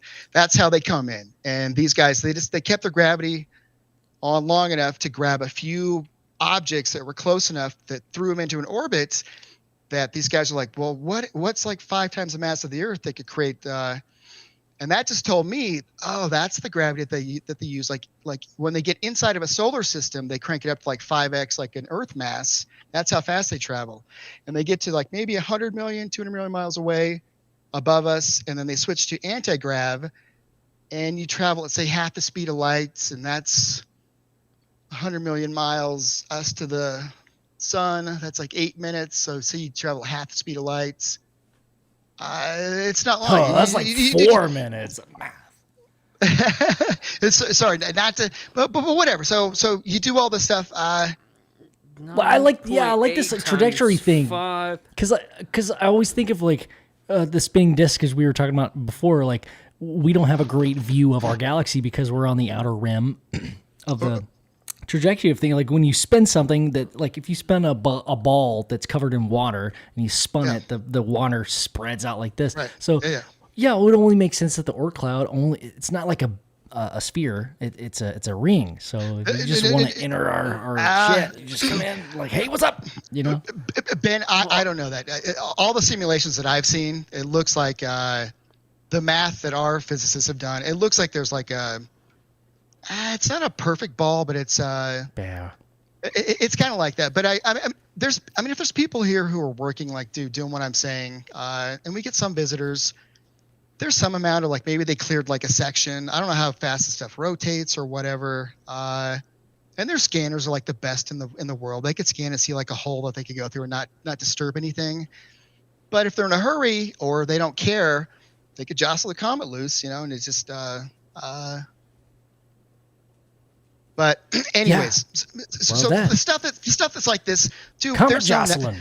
There's no ninth planet. That's ridiculous. But physicists don't know how to think about that because only people like Joe, Ben, me, guys. It's just we're the only guys who've like looked at like reality and like, dude, there's all this evidence for this other stuff. Why don't you guys look at this evidence? And they're just like, their institution has just brainwashed these guys. They just don't think that way, dude.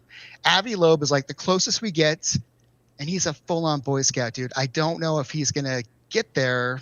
He may, but it'll take him a long time, dude. It's gonna take him a long time. I love the guy.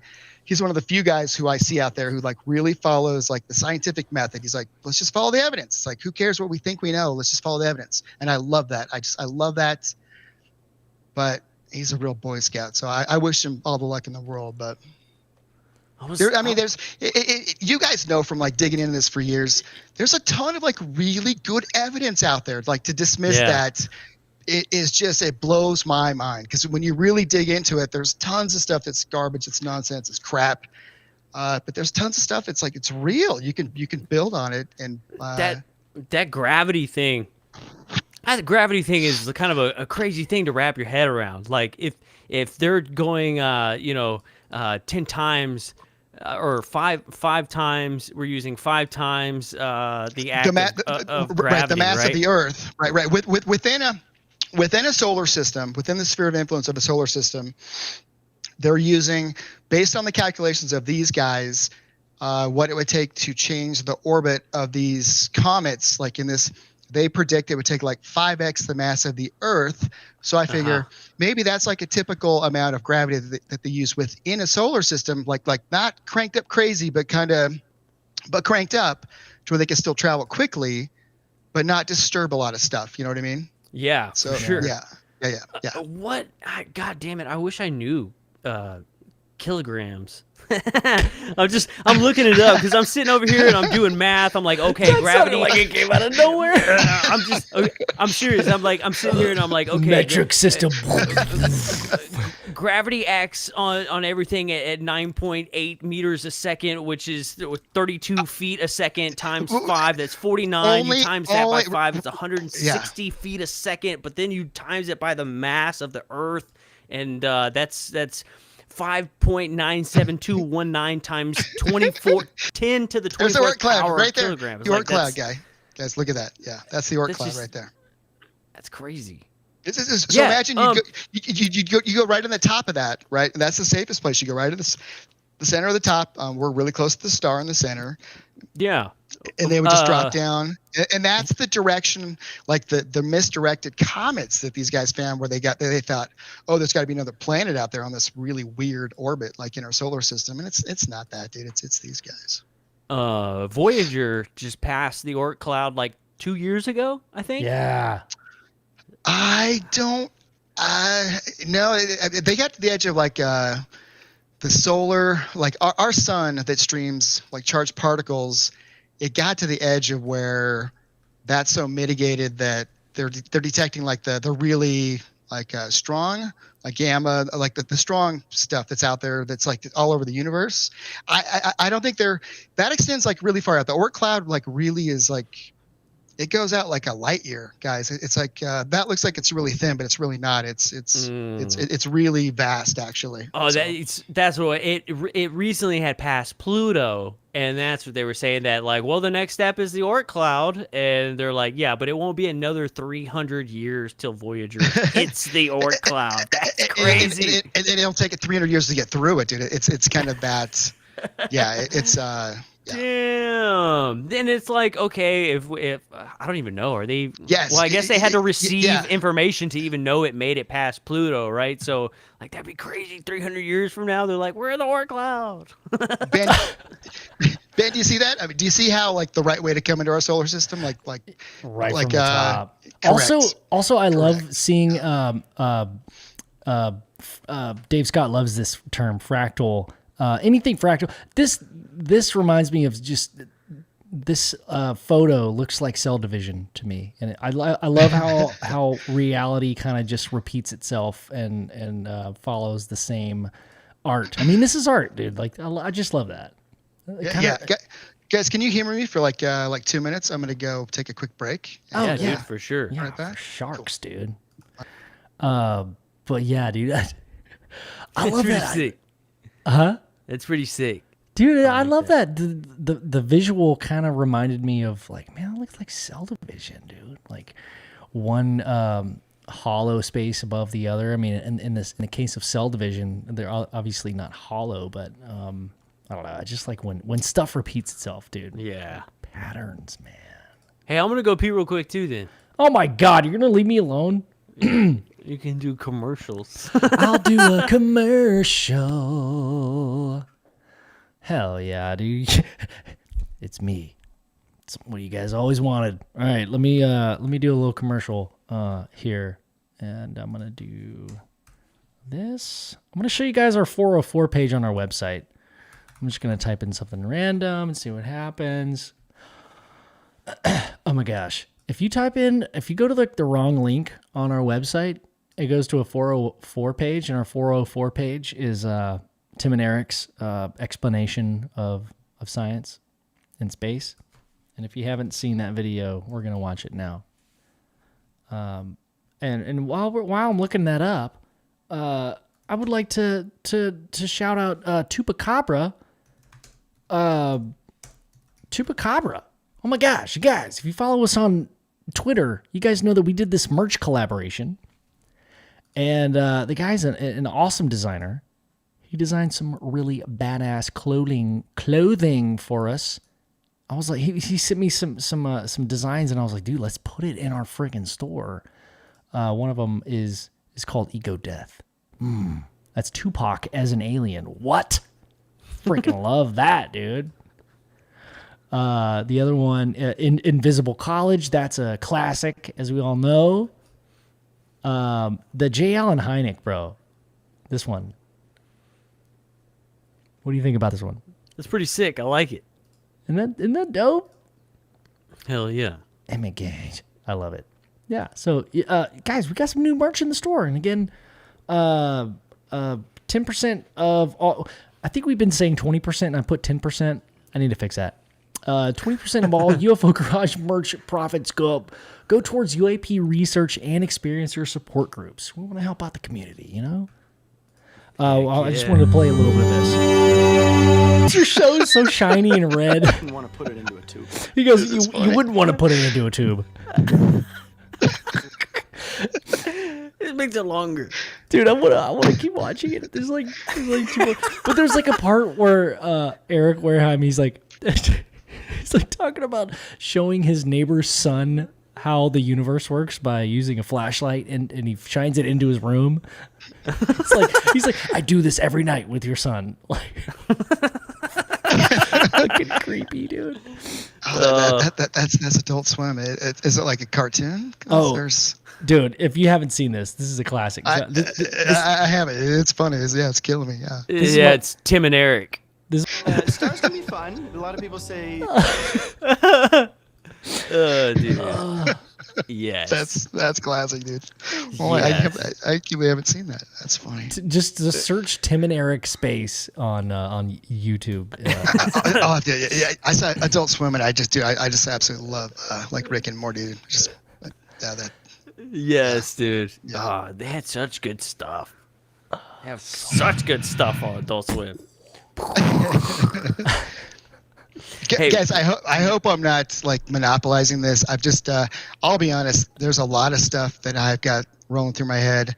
We barely even touched on, dude. We barely even touched it. There's just no one I know. I can't talk to anybody about this stuff. There's just no one, and I'm not the local MUFON. I'd rather kill myself to probably go down there. I don't even know what that is, and it may be awesome. I mean, that I'm being a jerk saying it like that, but that's not. I'm not going to do that. So, just a chance to talk about this, guys. I love it. So thank you so much for inviting me on. So. Thanks for coming on, man. Like this is the stuff we live for, dude. Like this started out just me and Joe talking about stuff, just me and him knowing stuff. And then now we just meet all kinds of cool people like you. And then like, that's the point. Like you don't have to know exactly all the answers. It's just getting ideas out there, trying to figure stuff out. What do you know? What can we figure out together? That's what it's all about. Thank you for coming to my TED Talk. Yeah, dude. Thanks for that silence, Joe. Jesus. Sorry, I didn't know if you were like done, and then by the time I realized, oh, he's done, it was too late. I'm sorry, dude. I'm a terrible. I should have had your back. I should have said something. My bad. Yeah, man. Yeah, no, I agree. That's what this is for, dude. I mean, dude. I mean, the amount of time we could just sit around and talk about this is endless. That's what makes the show great. It's like, you can always, dude, you're definitely going to be coming back on. I mean, if you want to, that is, you're definitely going to be coming back on. I need a place to express this stuff. Right. And as I'm here, I'm promoting nothing. I don't have a website. I'm never going to have a website. I have placed some bets. Like I'm an investor, so I've looked around. Like for me to own gold, that's like the worst investment in the world, like ever. Because when they find out, you can well, that's like I just give away all my money. Well, somebody's going to show up with like a cargo full of, like, dude, these two stars has exploded. I've got like literally a Mars size amount of gold. You guys are paying how much for it? Like here, and gold is collapsed. Right, gold is. We need to learn, and I think that's part of like why we're here. It's why they call crypto mining. It has nothing to do with mining, dude. It's all computational power. It's looking for a number like smaller than another number. It's looking for, it's just brute. It's like a brute force attack. You have to just look through a huge range every time going, all right, here's the number, find something smaller than this. And they go, everyone on the planet, like, go. Whoever finds it, they complete that block. And it has that has something to do with mining. Like, not at all. So I bought a pickaxe. That's the cognitive ease, though, about they're so smart. They're trying to show people, like, listen, here's the replacement for, you're an evolved species, and part of being a conservative investor is some people put like a lot of their portfolio in gold, but dude, don't do that, because when you find out that it's not rare, it's just going to collapse in price. So they're going so far as to call like what we do mining, and it's not mining, but they're trying to tell people like, hey, this is why gold hasn't gone up like this last cycle. Guys, This last cycle, like with all the debt that we did and inflation where it's at, gold should be at like 4,000. Like that, dude. I mean, also think about like, all the tech billionaires that have their own spaceships now. We're talking about mining from asteroids. We haven't heard any updates on that. And why would we? Because that would defeat the purpose of the deficit, right? Because like they wouldn't tell us, oh yeah, no, we have a lot of gold. There's a lot of it. Like they wouldn't tell us, right? Hey, Travis was asking, what happens if the internet goes down? Is he talking about like Bitcoin? Good question. Yeah, like with Bitcoin. Well, it's not going to go down everywhere. That's why there's over 10,000 nodes like for Bitcoin. Well, that's like saying, like, dude, if the internet goes down, I can't process a transaction at Bank of America. They're like, dude, if I go to try to buy gas, credit card, just like, who the F are you, dude? There's no. We're building get that plastic out of here. Right, we're building our entire society on the internet. So to say that like you could hack into Bitcoin, dude, trust me, the math behind that, I'm not going to bore you guys. But just people who are watching, like the one way from the private key to the public key, that's supposed to be one way, which is bullshit. It's another. If that's cognitive ease, to like F with people who are dumb. And then you SHA-256 it, and then you ripe MD? You do like a 160 bits, then you clean it up with that 58-bit thing. Dude, there's like a whole bunch of math. Most of that's one way. You're supposed to not be able to go backwards. That's all bullshit. We're not going to get into that today. The stuff that we do, this communication here, I signed into you guys' stream.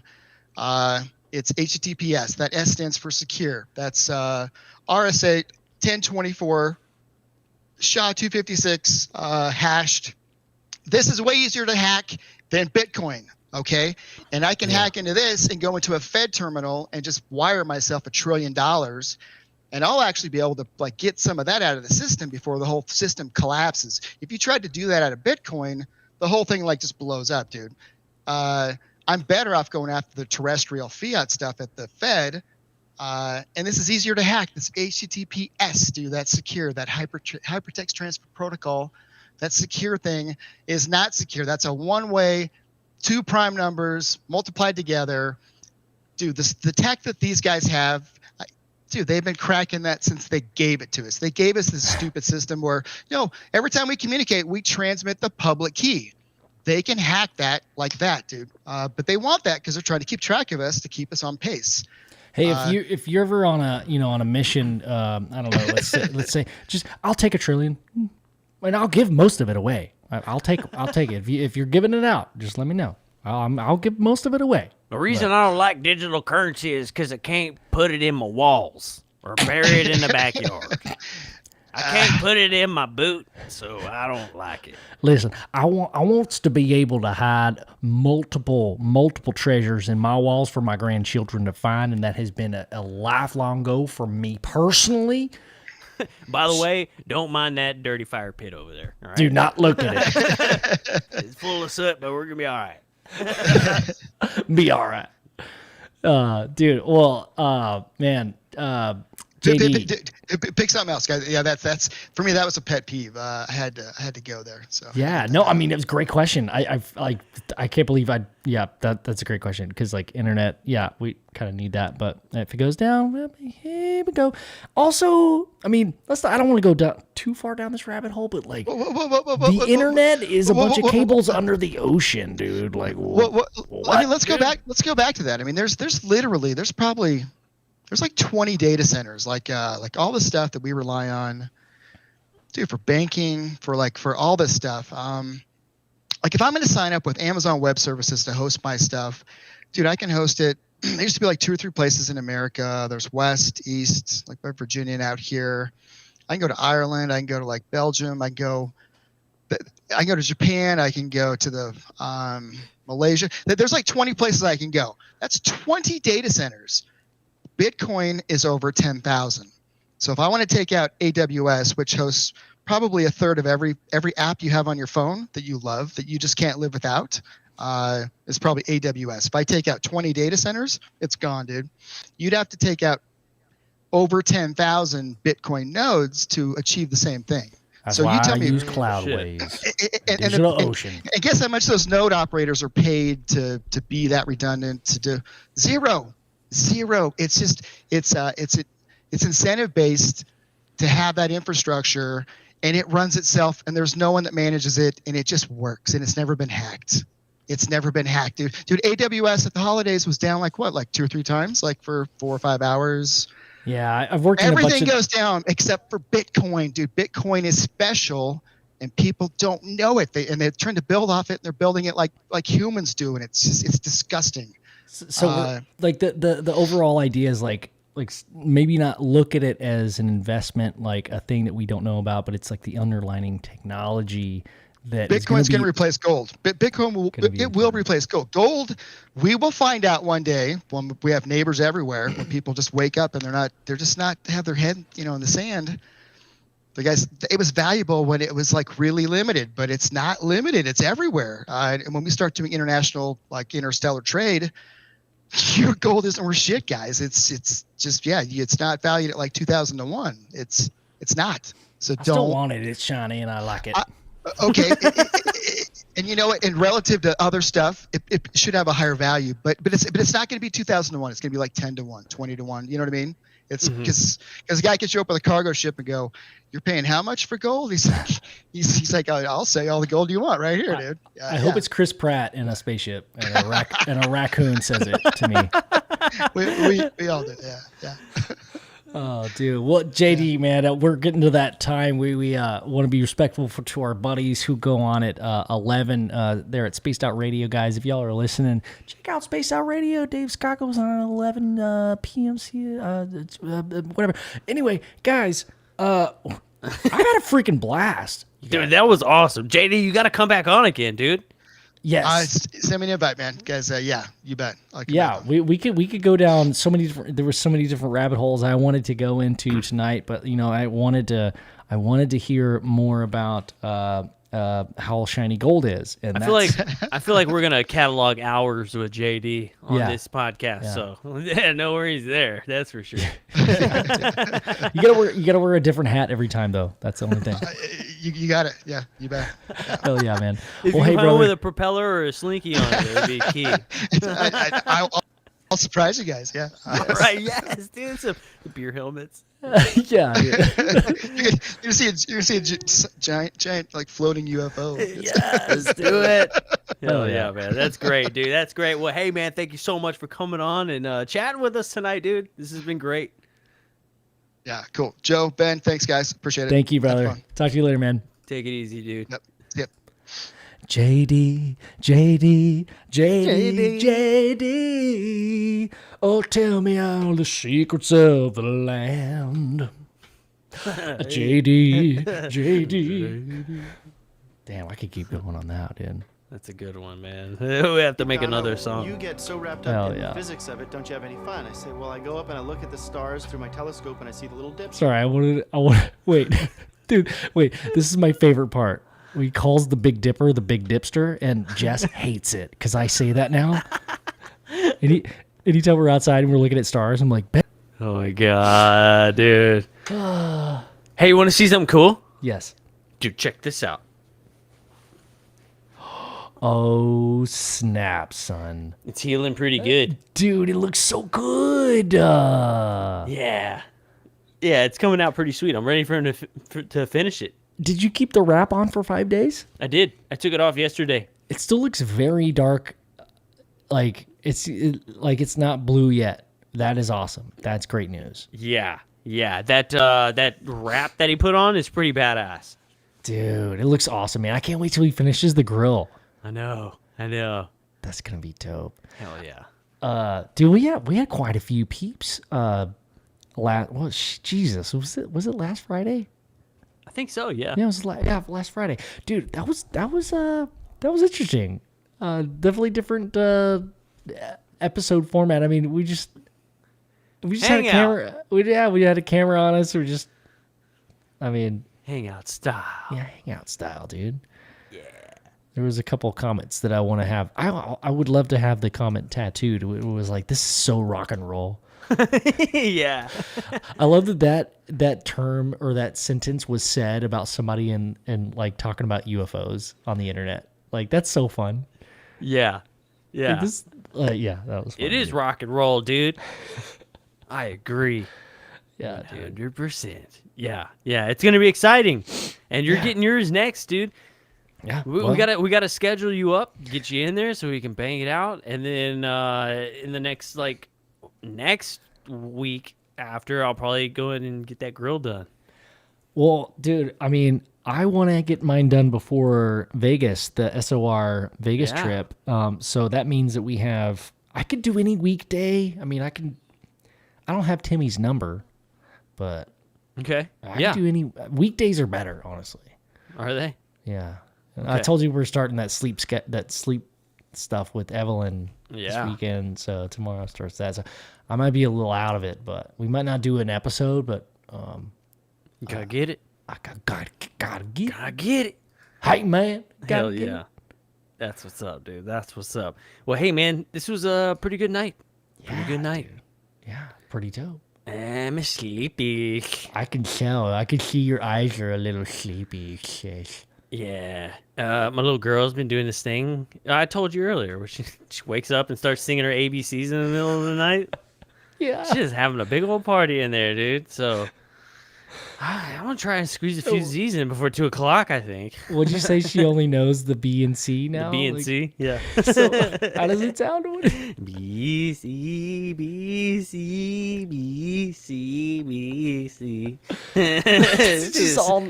And she just sings it for an hour or so. Oh my She has a good time. That's so cute, dude. I love it. Yeah, Oh my dude, God. for sure. Hell yeah. Hell yeah. Well, shit. Hey, y'all, everybody that's watching live on YouTube, thank y'all for hanging out tonight. We have some great, awesome questions. Badass super chats. Thank y'all for that. The donations. Thank you very Appreciate much. y'all. Freaking love y'all. We'll see you tomorrow night. Hell yeah. Big Willie, Almost called him Billy Willie. Billy Willie. I'll talk to him today. I forgot to ask him if he was doing a show tomorrow. He didn't do one last Friday, so I'm assuming he's doing one tomorrow. We'll tweet about it. We'll do a twat. Yeah, dude. Hell yeah. But hell yeah, guys. Love y'all. Thank y'all. See y'all next week. See you next week. Hey, dude. Joe, Hey, you. Hey, Ben. bud. Ben. You did a good job. Thank you, dude. Hey, you're hired. Oh, it's about time. If this has all been a job interview. I killed it. But actually, you own the company, and I'm interviewing you. Like, it's a different interviewing tactic. Different kind of interview. This is your Hell yeah. podcast. Thank you for having me on, buddy. No worries, dude. I appreciate you being here, No worries, dude. making the time for me this evening. It's been absolutely wonderful. Dude, this has been great, dude. Thanks for having me on, man. Seriously, like, I love your show, man. Thank you. Hell yeah, dude. You're a very loyal fan. You know, Yeah. you're here every week. I mean, yeah. And you help out occasionally. Occasionally, I do some stuff. Oh, fuck, dude. Oh my god. All right, man. Never mind. wait, what'd you I'll have? save it. I'll save it. Was it important? Well, I mean, somebody noticed that my hat is yellow, and then it was maybe a cheese hat. So we should make a hat with cheese on it, with moon cheese. That could be like a new, a thing that a hat with moon cheese on it. I think that this is way too important of a topic. You should have saved it for next time. I realized as I was saying that I've had too much Snoop tonight. Oh, shit. Cali Red. I get That's goofy with that Snoop Cali Red, dude. Dude, I that's get what you're excited. supposed to do. That's what you're supposed to do, right? That's what you're supposed to do. Hell yeah. Cheese hats. Let's go, baby. All right. Well, next week, we're doing a show on Thursday, and then like literally leaving for Vegas the next day. So Yeah. that'll be fun. We've got a lot of content, dude. We're gonna be doing some live shit. Yeah. I think we just turn on our phone and just do a live. Hell yeah. It's just, walk around with some wine and hang out. Maybe Dave Scott will take off his shirt. Maybe we'll all be shirtless. I don't know. Maybe we'll all have a shirt. We should do a shirtless round table with me, you, Dave Scott, Jim Goodall. Oh my God, George Knapp. George Knapp. Shirtless. See that? Shirtless. Nips. Yeah, we should do a sauna episode. Dude. Oh my God, that would be amazing. Hell yeah. Like in a schwitz, like all of us. Yes, dude. So we're doing. So Dave is setting up. You got to bring your microphone because we Okay. need. We'll probably need some shit, but we're gonna do a live show for Dave. I'm gonna do the audio visual stuff on I think Saturday. Dave rented out like a whole room, which is legit. So we got like George Knapp, bro, Jim Goodall, Michael Schratt. Couple other people I cannot remember, not for a reason. I just cannot remember their names, but it's gonna be dope, dude. I'm excited. Yeah, and I don't think it's next weekend, but it's the weekend after because it's the 7th, right? Like, What? so it's not next weekend; it's the weekend after. The 22nd? Yeah, the 22nd. Yeah, that's really far because today's the 7th, dude. Yeah. I just got what you said. Well, I realized that I was saying, well, next Thursday. Well, it's not. It's 2 weeks from now. All right, I gotta fucking go. All right. Turn the music on, Ben. Oh my gosh, dude. Yeah. Can you hear it? There it is. Oh, yeah. I can hear it. You guys already know what time it is. Time's over. This has been another episode of UFO Garage. Love y'all. We'll see y'all next time. And then we're going to Vegas. We're going to Vegas, baby. Vegas, baby. Viva HEB. Giant blocks of stone balls. Giant blocks of stone balls. Pioneers used to ride them for miles. You're getting good at that, dude.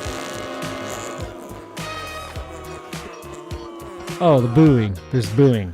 I forgot about the booing. Oh yeah, dude. I love it. All right, man. UFO Garage.